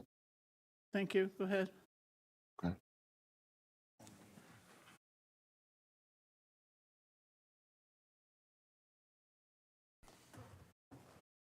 He's gonna pull it up, Paulo. Yeah, take down the Zoom in case he's controlling all that in the back room. Okay, there's another This picture. is a very good picture of that building with the rooftop amenities. Okay, can you there's hold some- on, Alvin, please, for a minute? ma'am. Our camera's switched in our building, so I can see it, no one in the audience can see it. Can we show the picture that Alvin has up first and then go to the other picture? Thank you. I appreciate that, thank you. All right, go ahead, Alvin. So this particular building is a 4-story structure. It has a roof, some rooftop amenities over to the right. You can see the green grass or turf over to the right. That's a dog park. Residents actually use that for their dogs, and nobody lets their dogs defecate and leave it, so they don't have to worry about that kind of stuff. We've got solar panels over the pergolas on the roof.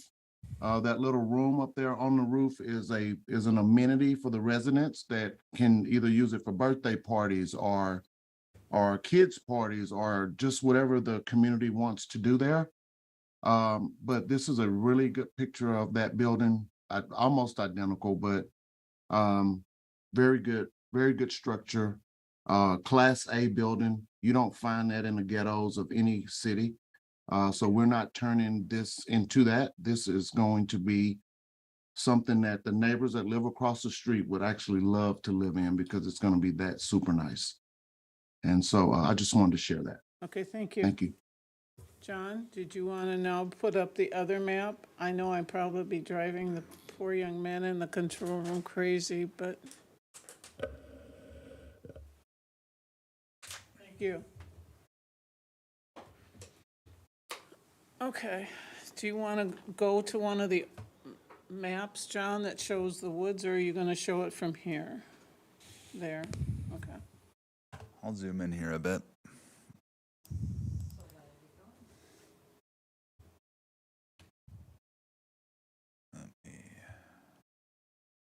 So I believe what they're referring to is there's gonna be a twin home here, here, and then part of one over here.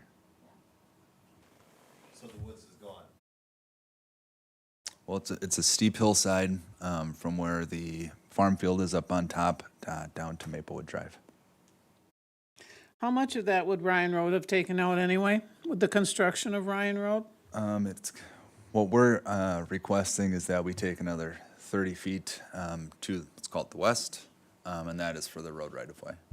So Ryan Road basically is running through that woods, if Well, I'm reading it correctly? You can see Ryan Road here to the north, on the north side of the picture, the top of the picture. Imagine that line going straight down.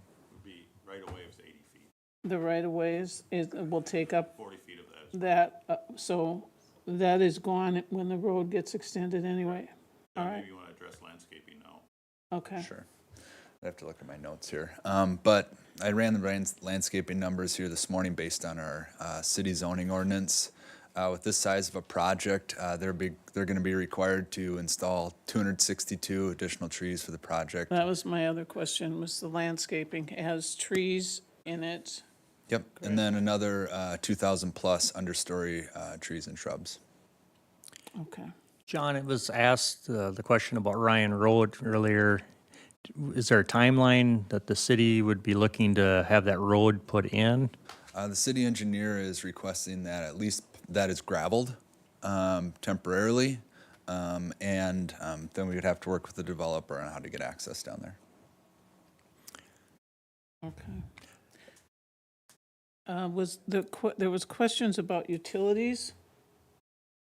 Right, so in the staff's report and the responses to those findings of fact, the part that was, are there adequate utilities, that was actually answered by the city engineer who looked at water pressures up in that area and found that it would be sufficient to serve this apartment unit and twin homes and townhomes. Okay. All right, do we have any other questions? Is there anyone on the I panel? have a few Okay, comments. Ashley? Let Larry go first, that's Okay. fine. I guess my question would be for maybe Elvin. The question was brought up about, would you consider, and I believe it was one of the homeowners on Maplewood Avenue was asking, would you consider putting the driveways in on the complex only and pushing the backyard to Maplewood? Do you have a response to that or a thought to that?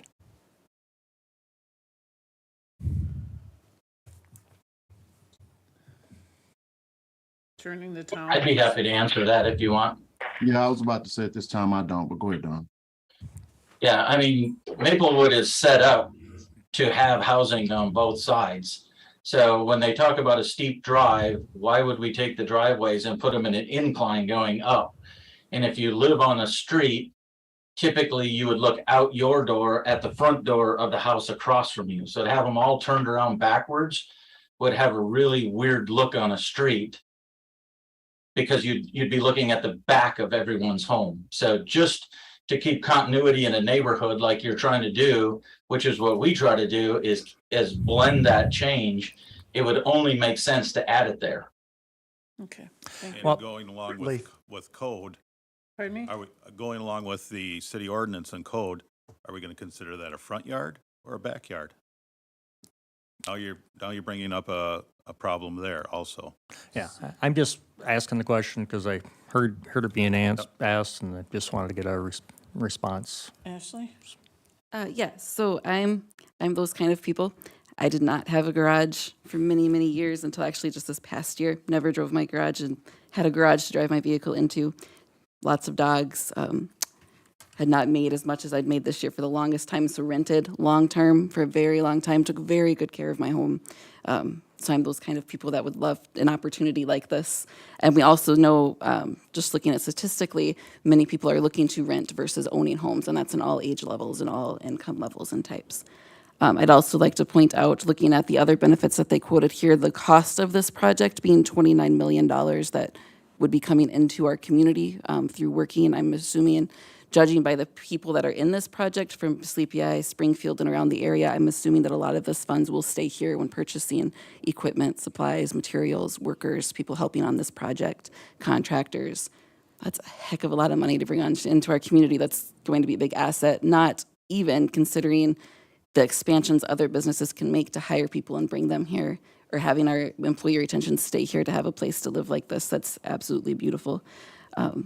And the question that I had for Alvin or someone on the design team as I'm looking at these renderings that you have of these homes, when we're talking about no garages, it appears that these twin homes do have garages, as well as it appears the townhomes also have garages. You can correct me if I'm wrong, but that's what the images That is look like correct, to me. Ashley.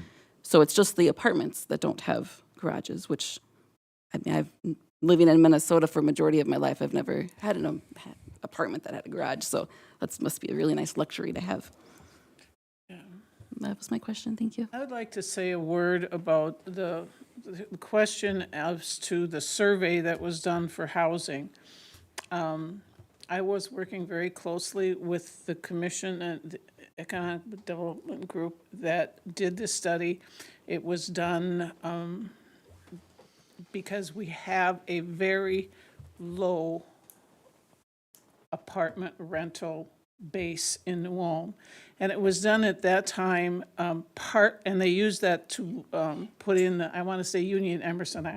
State Street Theater to me, but Emerson Union. yes, and I worked with the developers of that project also, just in the beginning, and those numbers were vital. I know that that's what that survey looked at, and it was for that group.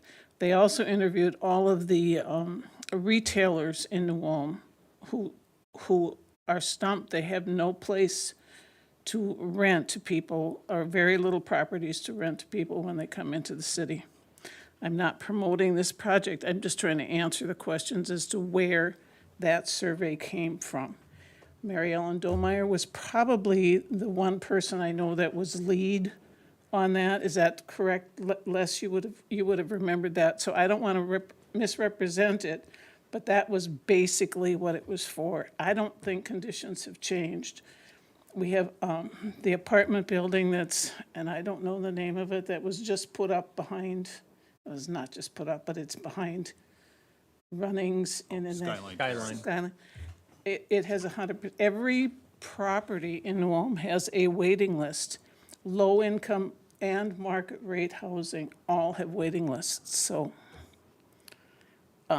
companies like 3M is having a really hard time getting people to come in because they hired some people and they couldn't find an apartment to live in, so they had to leave and took other jobs. So that's all I have to say about the survey. Are there other questions that we didn't answer or should address? He rose his hand on There that. was one note I saw that I had that Okay. someone questioned about the movement of dirt on and off the site on one that size. And we're actually working at it to have that as close to a zero fill site as we can. So we're gonna take the dirt that's on the property and move it around to be able to level the site out. So there won't be thousands of trucks going in and out, either exporting or importing. Just for clarity. Thank you. Now, before I close the public hearing part of this meeting, is there anyone else that has anything to ask or say? If not, I'm going to close the public hearing portion of this meeting and move on to the reports that we need to fill out.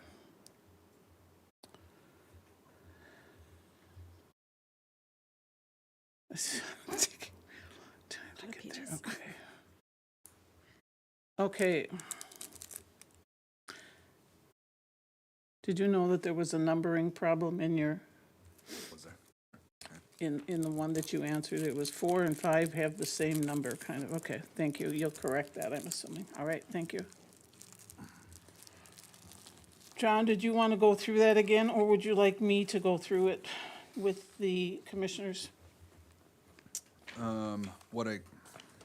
Well, I guess Anything to say beforehand? the commission has some options here, but what you need to do is to answer the findings of fact and then provide the commission's response to those questions. Now, staff just provided a staff's perspective as it relates to the city's zoning ordinance, and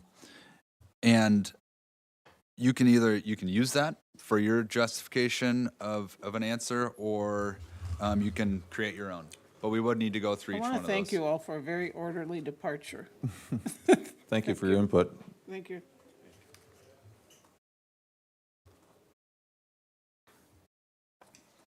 Sorry, I didn't mean to interrupt you, but it seemed like we lost the audience, but that's okay.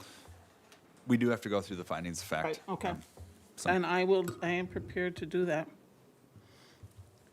But you could also, another option is to adopt what staff provided, if you would like to.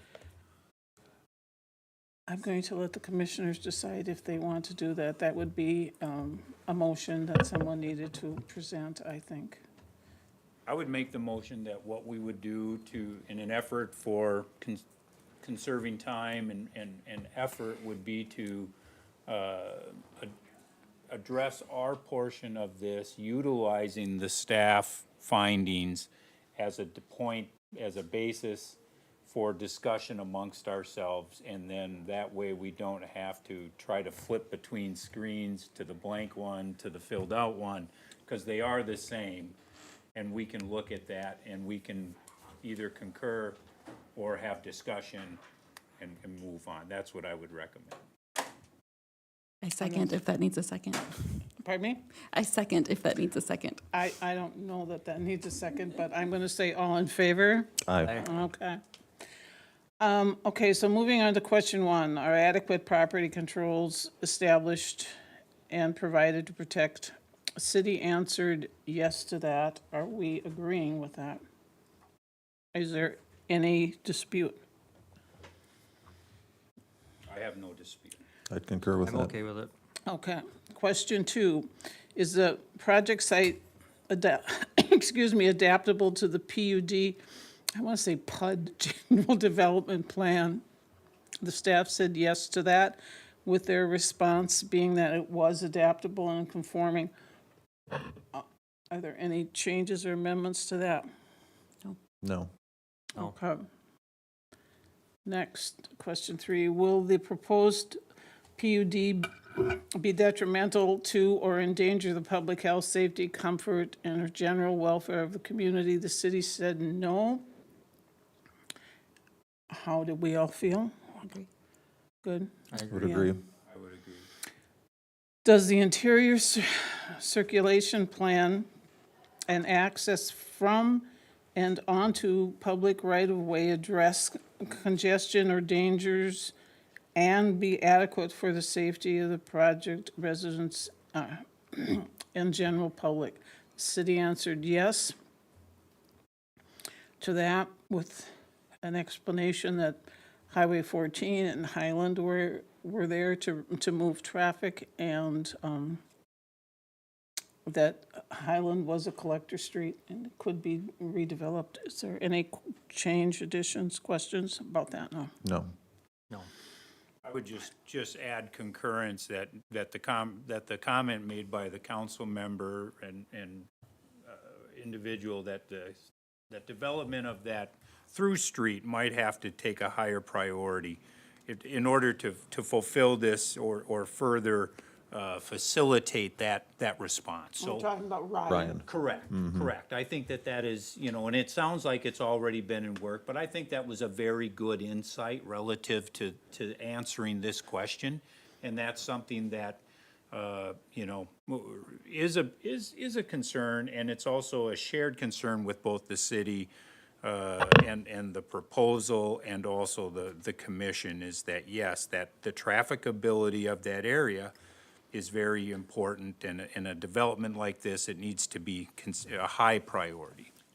I'd like to add that, it was discussed, or someone brought up about putting a turn lane in off of Highland possibly for a safety measure, and that we look at that also with this.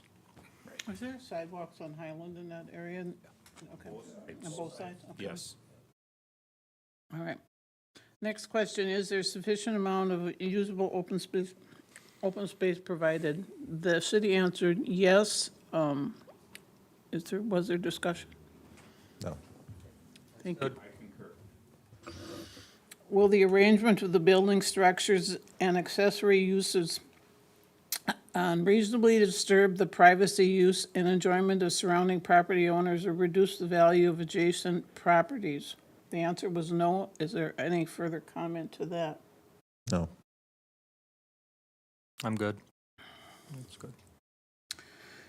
Is the architectural design of the project compatible with the surrounding area? They responded yes, it is. Concur. I concur, and I think it was noted that, the whole, mirroring what's happening on the other side of the street is what keeps the harmony and the design.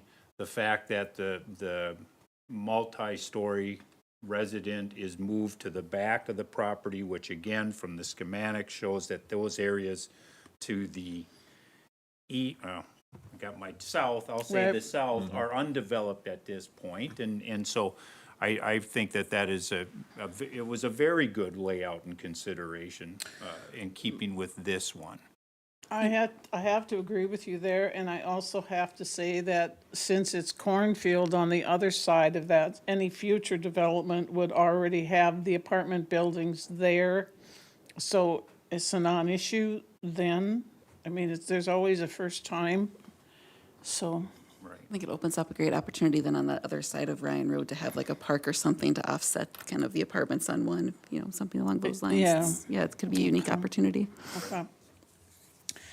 Is there adequate provisions for off-street parking, unloading, pedestrian access, walks, firefighting, lighting, landscaping, and other necessary facilities? They responded yes, and we feel the same. Well, and Yes. we asked a question about the trees and the landscape, and they're gonna be replaced.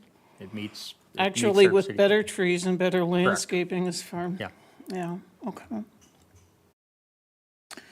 Will the project place a burden on existing municipal infrastructure, including utilities and drainage systems? The city responded no.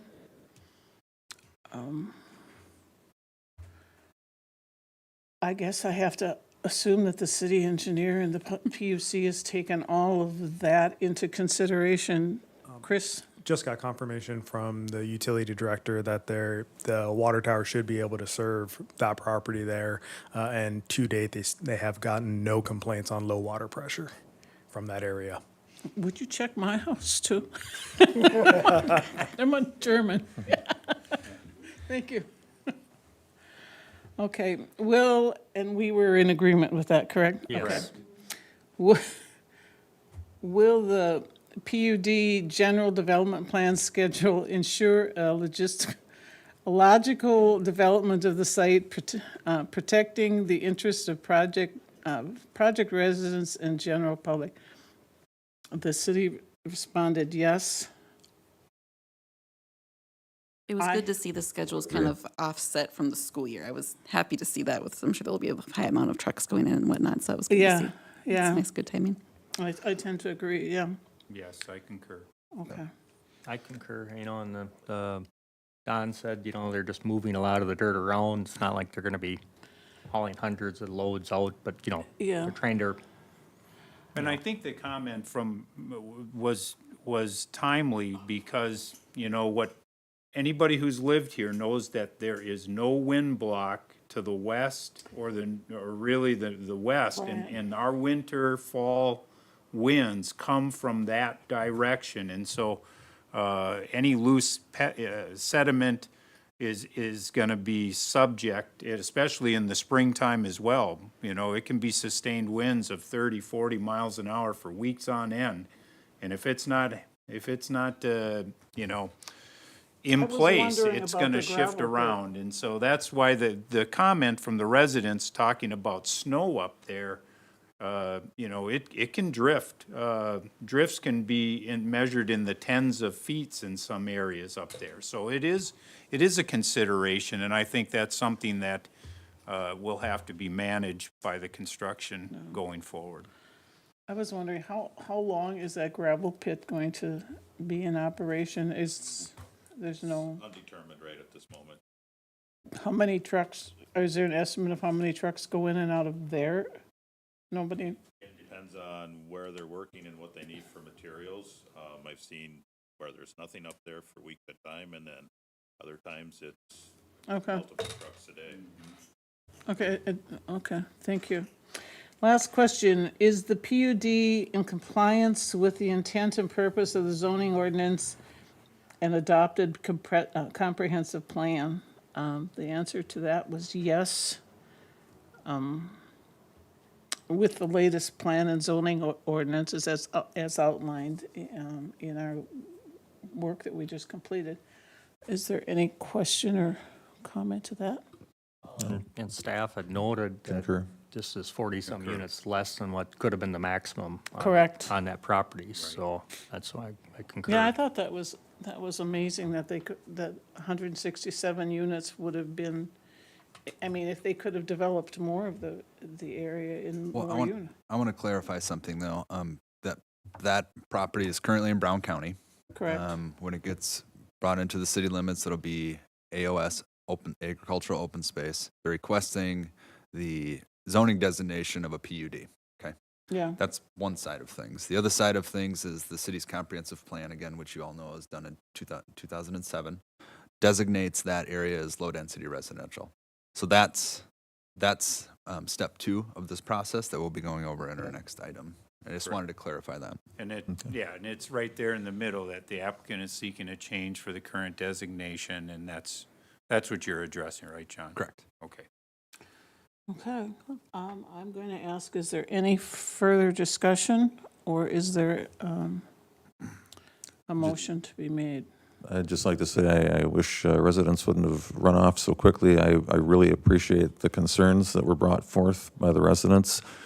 Myself, for example, we live right next to Fender Park, and we love it. It's a nice green open space. but it's right in the middle of town where there's residential going up all around it, and the school, and a daycare.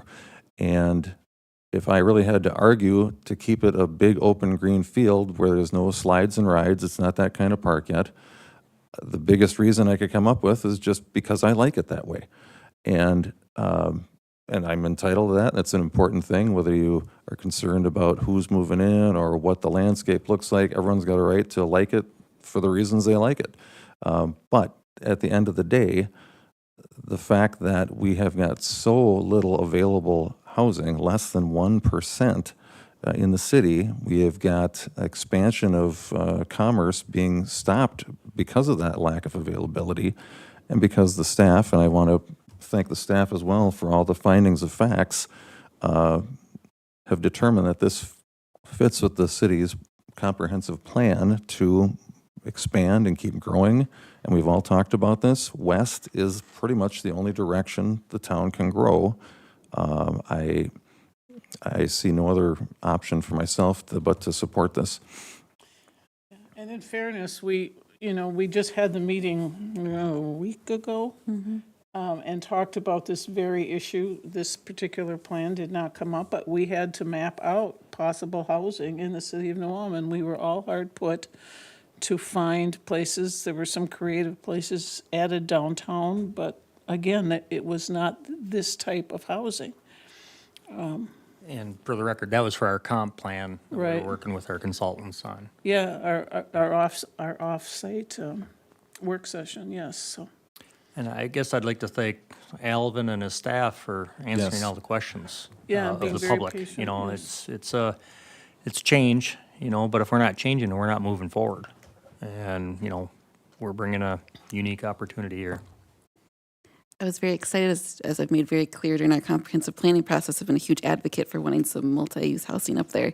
And I didn't know about this one a year ago coming in or anything like that. So when I saw this, I was very excited. This is wonderful. So with that, I would like to put forth a motion to recommend approval of the application for the plan unit development with the general development plan by Alvin Johnson on behalf of HHF Dreamville New Ulm LLC for the property legally described on the attached exhibit number 1 and generally located at 1800 North Highland Avenue.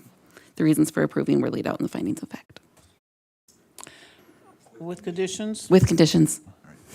Thank you. I'll second. I have a motion and a second. Is there any further discussion? If not, all in favor? Aye. Opposed? Motion is carried. When does this appear at the council? It goes to the city council on September 6th at 4:30. Okay, September 6th. Thank you all for your participation in that. Moving on to the public hearing portion, again, to consider for approval the request of Alvin Johnson on behalf of HHF Dreamville New Ulm LLC to amend the city's comprehensive plan to allow high-density residential land uses in place of low-density residential land uses on the property with an approximate street address of 1800 North Highland Avenue and 1425 to 1625 Maplewood Drive. Staff? Okay. Again, this is for the same project location, so I'm not going to read through all of the background information, if that's all right with the commission. Yes, thank you.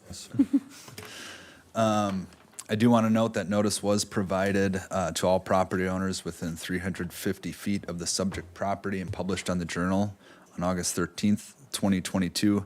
We did have one resident come in and make the comment to me that they didn't agree with this request because the comprehensive plan designates this area as low-density residential, and they don't support a change in the comprehensive plan to the property. John, can I ask a quick question? Yes. Did you let them know that we are updating the comprehensive plan? I did. Okay. Did you invite them to participate? I didn't do that, but we will be doing a lot more of that in the very short. Actually, that will come at the end of all the reports tonight. Thank you. So the project description here, this subject property has a total area of 7.61 acres. The property was previously farmed and a small portion may have been mined. This property is in the process of being annexed into the city. Property is in the process of being platted as Lot 1, Block 1, Dreamville New Ulm Edition. Again, the owner of the property is HHF Dreamville New Ulm LLC.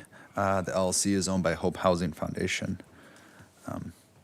Again, we all know that this project is a total of 118 units with mixed housing, including apartments, 2 apartments, 8 twin homes, and 6 row homes. So this is the second part of their request, which is a change to the comprehensive plan from low-density residential, which it's currently designated, to a high-density residential designation. So, a comprehensive plan is an official document adopted by a local unit of government as a policy guide to decisions about the physical development of the community. This plan is intended to be comprehensive, general, and long-range. Comprehensive plan is intended to provide an outline for future community development, and the plan provides a foundation for land use management and control. So a little bit of history here. On September 4th, 2007, the City Council adopted a revised comprehensive plan. Subject property was designated for low-density residential land uses in the plan. An update to the city's comprehensive plan is currently underway and expected to be completed in the winter of 2023. In our comprehensive plan, in our zoning ordinance, we have a list of criteria that need to be met in order to approve or be in support of an amendment to the city's comprehensive plan, and I'm just going to list those out. So number 1 is whether the proposed amendment corrects an error or addresses a need resulting from a changing condition, trend, fact arising since the adoption of the comprehensive plan.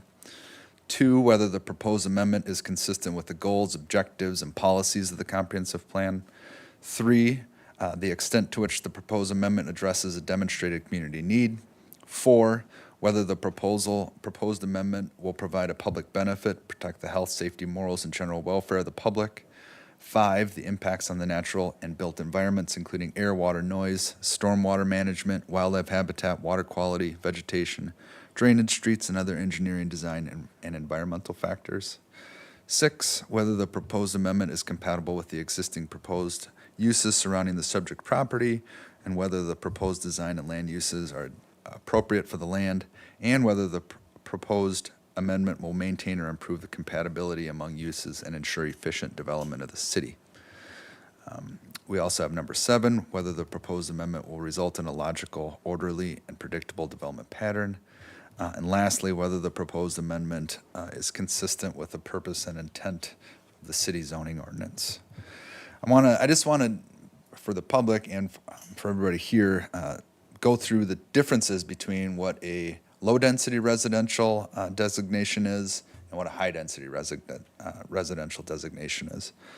So a low-density residential designation means that it provides for areas for neighborhoods of primarily single-family housing.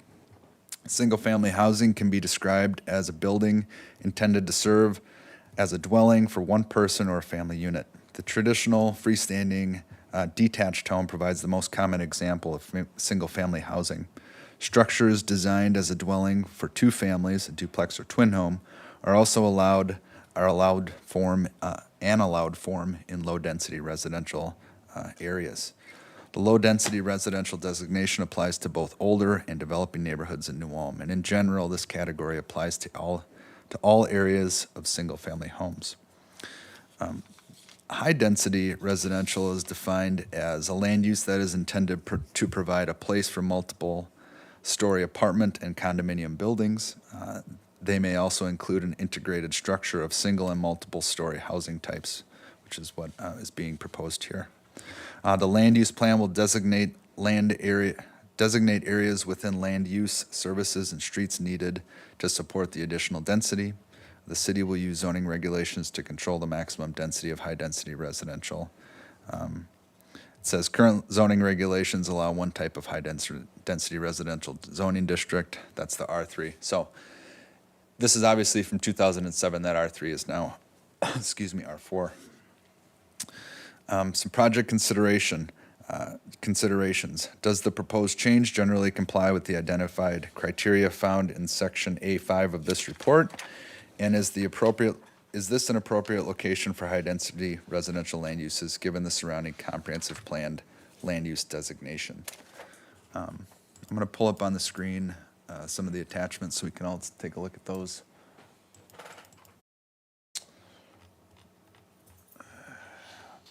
We had 9 attachments here. We had petition, including a site plan to change the comprehensive plan. We have Exhibit 1, which is the legal description. So here's the petition, and there's where they're requesting the change in the comp plan. We have the legal description there. Then we have a site location map. We have a site map, comprehensive plan map. There's the subject property. This is, right here, this is park open space. Here is business over here, low-density residential. Then we have some medium density residential further down Highland. Then we have our zoning map here. And then we have ground level photos. And then we do have staff's response to the findings of fact, because again, with a comprehensive plan, our new zoning ordinance requires that the Planning Commission adopt findings of fact to support their decision on a project. And I'm sorry, but this is also a long one to read through. But I'm going to do it anyway, if that's all right. Water? Everybody keeps asking you that, I know. Okay, I have one comment before you start reading that. I know that we read this fact-finding sheet during the public hearing portion of the last plan. We normally do this afterwards. Are there any questions for anybody? Otherwise, I would close the public hearing and we could do it all together. Okay. If no one objects to that. No. So are there any questions from the public at this time? Could I go through the recommended conditions before we get to that? Yes, you may. Okay. Well, first of all, staff would recommend approval of the amendment to the comprehensive plan designation to change from low-density residential to high-density residential. And again, the reasons that we're suggesting that are found in the findings of fact we completed. We do have one recommended condition, and that is that the applicant/property owner will pay the cost to record all necessary documents with the Brown County Recorder's Office. Provided 2 potential motions, one in support and one to deny this request. That would conclude the staff report. Okay, thank you. Again, I'm asking, are there any questions from the commission or the audience as to this portion? If not, I'm going to close the public hearing portion of the meeting and move on to the fact finding sheet. All right, public hearing portion of this meeting is closed. I'm going to move on to the first question. It's, does the proposed amendment correct an error or address a need resulting from changing condition, trend, or fact arising since the adoption of the comprehensive plan? John? Sure. Staff's response was that the City of New Ulm current comprehensive plan was adopted in 2007, and it designates this property as low-density residential. Since 2015, there has been an average of 21 new single-family homes constructed in the community annually. The amount of new construction of housing units has not kept up with the demand for housing. In the 2017 housing study update, vacancy rates for market rate and subsidized rentals were 1% or lower. The city is currently in the process of updating that housing study as we speak, but the vacancy rates are likely to remain the same or be lower than what was reported in 2017. Unfortunately, the consultant that we're working with didn't have an exact number on that right now, and they said they'd hope to have it by the end of next week. Having a sufficient housing stock would generally mean that there is a vacancy rate of 5% or higher. In addition to low numbers of available housing units, the cost of new construction has increased substantially over the past few years, making it difficult for people to afford to build new homes. City is currently updating its comprehensive plan, again, which will be completed in the winter of 2023. That was staff's response. Does this the commission agree with the city's findings? Yes. Yes. Okay. Question 2, is the proposed amendment consistent with the goals, objectives, and policies of the comprehensive plan? Okay, so there are 4 comprehensive plan goals. Number 1 is that the city to maintain a city that is aesthetically pleasing, environmentally sound, and functional. Staff's response to that was that the design of this project is proposed to match the neighborhood design patterns along Maplewood Drive.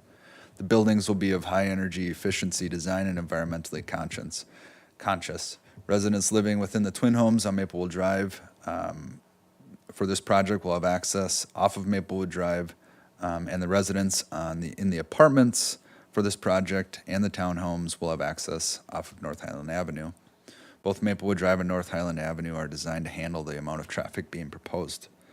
Second comprehensive plan goal is to create and maintain places to live. Staff's response was this project is creating 118 residential housing units in the city. Excess housing stock is limited and housing units are needed in the community. Comprehensive plan goal number 3 is to create an economically vital and sustainable community. Staff's response was this project is offering workforce housing in the city. The low amount of excess housing stock may deter some people from moving to the community. Area employers are short on workers, and this project will provide housing that potential employees could rent. Number 4, to encourage the continuing evolution of downtown to a vital and sustainable mixture of commercial, residential, and civic uses. And staff's response was that one's not applicable to this project and request.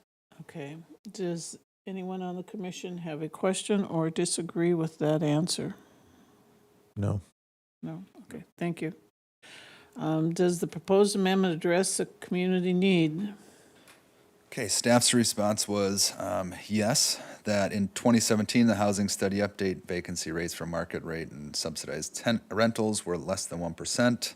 The city is in the process, again, of updating its housing study and expect those vacancy rates to be as low or lower than in 2017. Again, we're just having a sufficient housing stock would generally mean that there's a vacancy rate of 5% of all or 5% or higher. Nearly all major employers in the community are experiencing workforce shortages, and one factor in that shortage may be the availability of housing. This project is designed to build workforce housing and to try to address both the housing availability shortage and the employee shortage in the community. Does the commission have anything to add to that? Concur with the finding.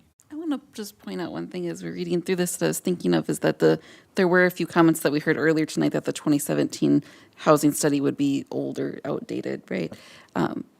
So just to that point that as we're reading through this, I'm realizing, well, the comprehensive plan was done in 2007, which would be even more old and outdated Correct. than this 2017 one. So that's, so as we're considering that these trends have changed since 2017, so probably those low density trends from the comp plan.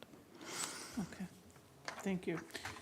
Will the proposed amendment provide a public benefit or and protect the health and safety, morals, and general welfare of the public? Okay, staff answered yes, and that the developer has provided details on the public benefits provided by the project in their general development plan. I'm not going to read through all of that, but I have it all listed in the findings of fact, and what it is it is all taken directly from their general development plan. I have one comment to add to that. I mean, I was remarkably pleased with the fact that they were doing all of the health updates for the lighting and the VOCs and stuff. I understand the VOCs, but some of the lighting things they were going to do to eliminate some of the germs, things flying through the air. It's amazing. I remember some of the comments from State Street Housing or Emerson Union that, you know, they were putting such nice fixtures and stuff in that, and people were complaining because that was a tax increment housing project and stuff. I think what they're putting into this is definitely not market grade. It looks like it is about market grade for what they're adding, so I think that's a positive step. I would concur. I'd concur also. Somehow I lost my questions here. We're on number 5. Okay, there, okay. Will there be negative impacts on the nature, on the natural, and I had some stuff done to my eyes, so I'm having some problems with it. Even the glasses aren't working. And built environments include air, water, noise, stormwater management, wildlife habitat, water quality, vegetation, drainage, streets, and other engineering, design, or environmental factors. The city answered no to that. Yeah, and staff's response is it's not anticipated that the project will have a negative impact on those items listed in the question. Currently, the site is mainly a fallow farm field with a small wooded area to the northeast. Stormwater from the site will be directed to the stormwater pond already located at Maplewood Park. Streets abutting the property are designed to handle the traffic expected to be generated from the site. There are no sensitive or unique environmental features on the site. Okay, next question. Will the proposed amendment be compatible with the existing and proposed uses surrounding the subject property? The city responded yes. Yes, and the staff's response was this project is proposing twin homes along Maplewood Drive that would match the already constructed homes on the north side of the street. These twin homes will be constructed at the same elevation as those on the north side of Maplewood Avenue. South of this project is under agricultural production and with no change in land use being proposed at this time. To the west is the new Ulm Municipal Airport, and there are construction limits and regulations that prohibit development directly to the west. The apartments being proposed are designed to be high efficiency and have a more modern look. Okay, I'm going to assume everyone is agreeing unless someone stops. all 5 right? and 6, both concur. Thank you. Will the proposed design and land use be appropriate for the land? The city responded yes.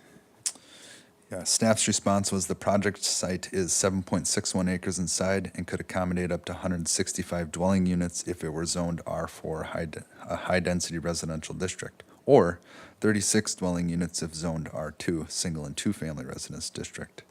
The apartments were intentionally set back 175 feet from Maplewood Drive, and the twin homes to be built along Maplewood Drive would create a separation from this project site and the homes already existing to the north.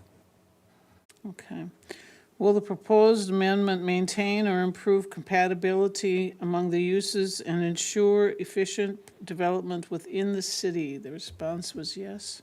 Yes, staff responded that the mixed-use multifamily development being proposed will provide life cycle housing and compatibility among the uses within the project site.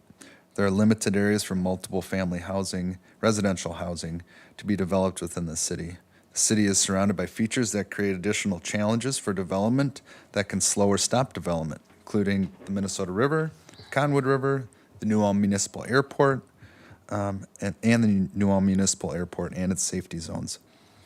An alternative to continuing to spread out further from the center of the city is to build up rather than out. Will the proposed amendment result in logical, orderly, and predictable development pattern? Staff's response was yes.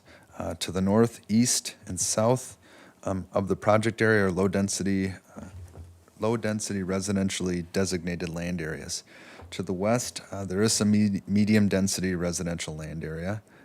This site provides a mix of residential densities that provides multiple different housing options. The applicant is proposing to change the comprehensive plan designation from to high-density residential and would be adjacent to both low-density and near medium-density residential areas.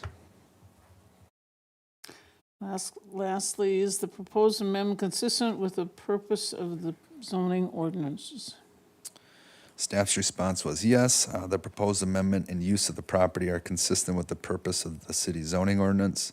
Purpose of the zoning ordinance mirrors the standards set forth in the planned unit development, general development plan. We actually ask them to answer the questions in the general development plan to try to make sure that they meet the criteria of the purpose and intent of the zoning ordinance.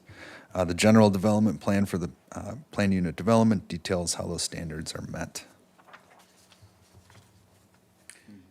Does anyone on the commission have any further questions as to the facts sheet that we No. heard? No. If not, I would entertain a motion. I motion to recommend That's getting approval of the, to recommend approval of the petition of Alvin Johnson on behalf of HHF Dreamville New Ulm LLC to amend the city's comprehensive plan to allow high-density residential land uses in place of low-density residential land uses for the property legally described on the attached exhibit number 1 and generally located at 1800 North Highland Avenue. The reasons for approving this motion are found in the attached findings of fact, and I would also include the recommended condition that they will pay the cost to record the necessary documents with the Brown County Recorder's Office.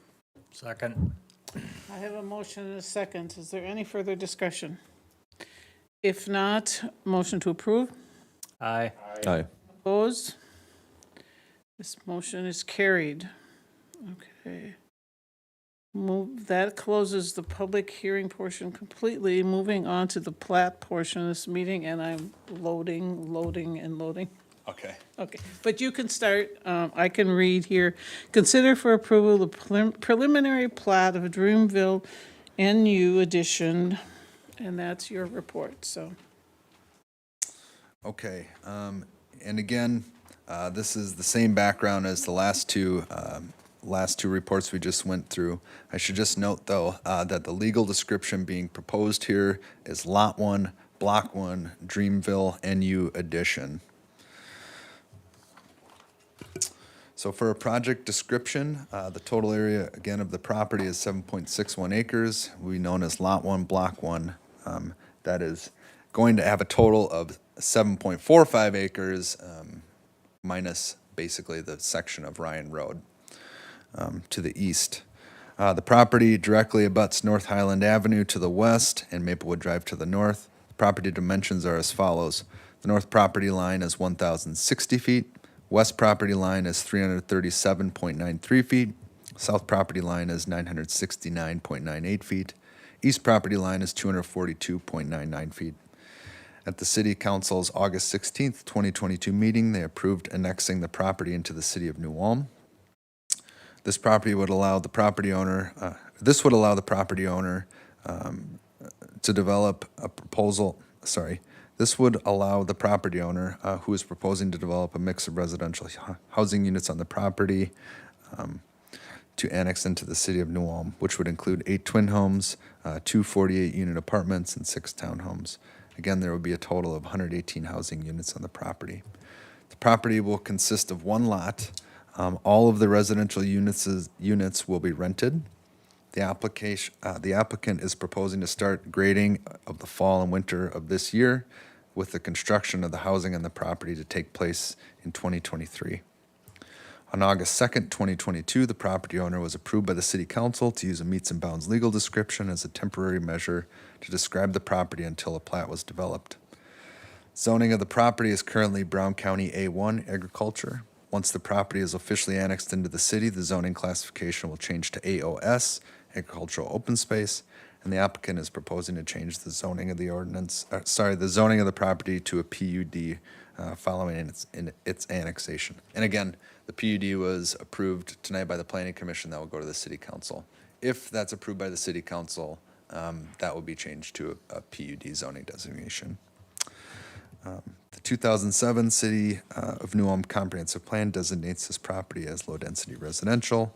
The applicant has requested a change to the comprehensive plan to change the designation to high-density residential. We had 3 attachments. We had the preliminary plat, which is on the screen here. We have a site location map, which is an aerial photo of the property, and then we have ground-level photos.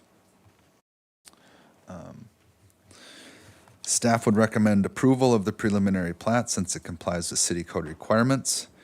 We do have 6 conditions listed, and I would like to add a 7th one. So the first condition would be that they pay the platting fee of $205 and a base fee of $175 and $30 per lot.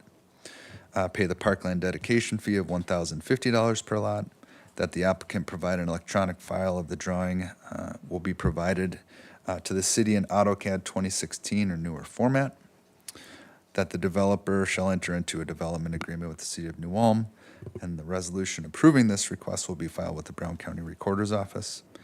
A final plat of the property will be approved by the city council and filed with Brown County Recorder's Office by December 1st of 2022. And then lastly, we would like on the final plat, a 10-foot utility easement around the entire perimeter of the property. Staff did provide two potential motions, one to support and one to deny the request. That concludes the staff report. Thank you. Okay. I guess I've got a question, John. Is the developer aware of the 10-foot utility easement that you're asking for? Yes, I made sure to tell them that I will be requesting this. Okay. Ashley? Yeah, just from my understanding, so like say 20 years from now or whatever, the developer decides they want to sell this property, like maybe each of these, the properties, the houses facing Maplewood Drive, if someone wanted to turn those into lots, they would have to just come back to then have this split apart, kind of like we've done in the past for other things? Is that how that would work? The short answer is yes. The longer answer is we would have to take a look at that pretty close to make sure we meet all of the square footage requirements for those lot sizes as well as the apartments and townhomes. So with that, as you're working with a development agreement with them, is this kind of those things you would be thinking about as you're coming up with that, or? The development agreement focuses more on what the developer is responsible for as it relates to how dirt's going to be moved on the property, stormwater plan, utility plan, how they're physically going to develop the property, and who's responsible for paying for what. Okay, gotcha. And something to add to that too would be in the future, if they decided to do that, building code would come into play. If they're looking at doing something in the future, they would have to build it above what they would have to do now. Thinking like if they decided they wanted to sell this and split it off, would someone coming in have to buy this whole big lot, or could it be sectioned into smaller pieces to make it easier to sell 20, 30 years down the road? Depends on how they would look at it. Yeah. See, it's really hard to predict in a lot of cases what's going to happen down the road. I know with some of the tax increment finance plots too, normally once they've paid that portion off, then they, turn into market rate or are up for sale. And we've been fortunate with a lot of the ones in New Ulm that they've stayed low income so far. So it's hard to predict what's going to happen in the end. Are there any questions or concerns? If not, I'm going to ask for a motion. I'll offer a motion to recommend approval of the preliminary plot of Dreamville, New Ulm addition with conditions, as stated. Second. I have a motion and a second to approve. Is there any further discussion? If not, all in favor? Aye. Opposed? Motion is carried. Again, this is what, September 6th, did you say? Yeah, it'll go to the city council. Okay. Correct. Thank you. Next item on the agenda is city council decisions. I have a question for you. I was stymied in the beginning because I don't have minutes from the, I have to go right, so is that the next meeting? Minutes were completed for this meeting, so they'll be at next meeting. Okay, so it just kind of struck me as, I'm going to go through these city council items pretty quickly. Thank you. At the August 2nd meeting, the council approved the tax abatement for Black Frost. They also approved the unplatted legal description for the Hope Housing Foundation, the plat we just looked at, and the sale of city property adjacent to 310 Center Street to Clausen Plumbing and Heating. That's 0.15 acres. So if you're all familiar with that, this is kind of between AMPI and Pullman Lumber. It's a small strip of property abutting the bike trail. Okay. We still have sufficient room between the bike trail and where this parking area is for Clausen Plumbing and Heating, and we made sure that was the case. On August 16th, the council approved the final plat of Milford Heights 6th Edition, which would create 14 single-family lots. They approved the land sale of property described as Outlot B, except the east 30 feet of Maplewood 1st Edition to Hope Housing Foundation. That's 1.61 acres for $3,700. Again, that Outlot B that I've been referring to all night, that's what we're talking about here. They approved the development agreement with Black Frost Distilling. I should note that sounds like they're having a soft opening this Saturday and Sunday, so that's pretty exciting. They approved the annexation petition by Hope Housing Foundation at 1800 North Highland Avenue. So where that's at right now is that goes to the state administrative law judge for final approval. So the city attorney is the one who takes care of that part of the process. At the August 16th work session, we had a pretty good meeting and conversation regarding Airbnbs in the city of New Ulm.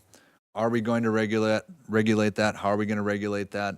The council kind of gave direction for staff to look more on like a licensing process rather than a zoning and land use process. And the reason being is that because currently our bed and breakfasts are all licensed. So they work with the finance department. There's a number of things they need to address through their license. But we thought this was maybe a logical way to work with Airbnbs.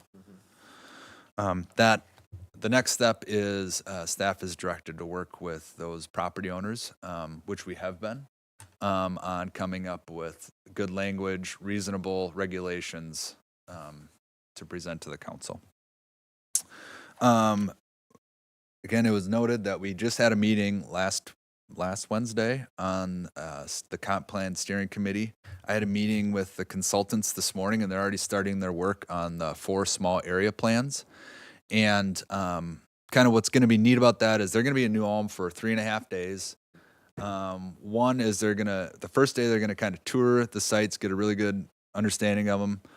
Day number 2 and number 3, they're going to do tours of each one of the sites. So day number 2, they'll do 2 of the sites. Let's say it's Cottonwood and downtown.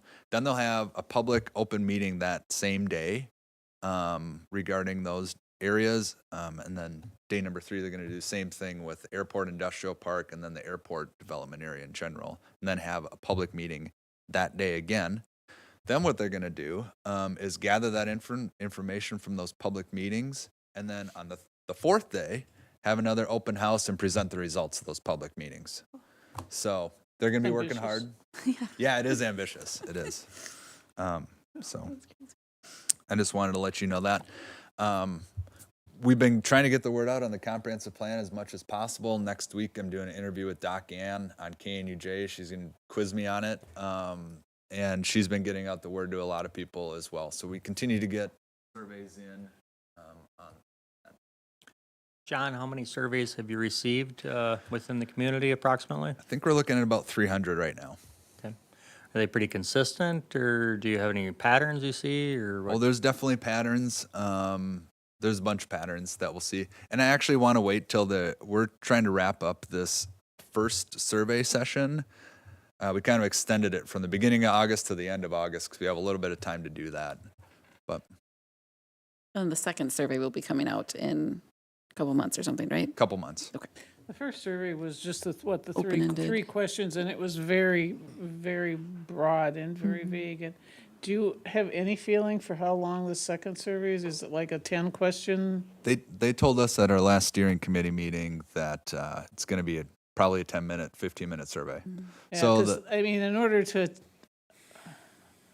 attention span and people's responses, they answer to smaller things, but it has to really, they don't like a 20-page survey, but. Well, I believe they're all, those aren't open-ended in the next set of surveys. You'll just pick from the multiple Very choice. specific, okay. Yeah. Okay, thank you. All right. Is there any further?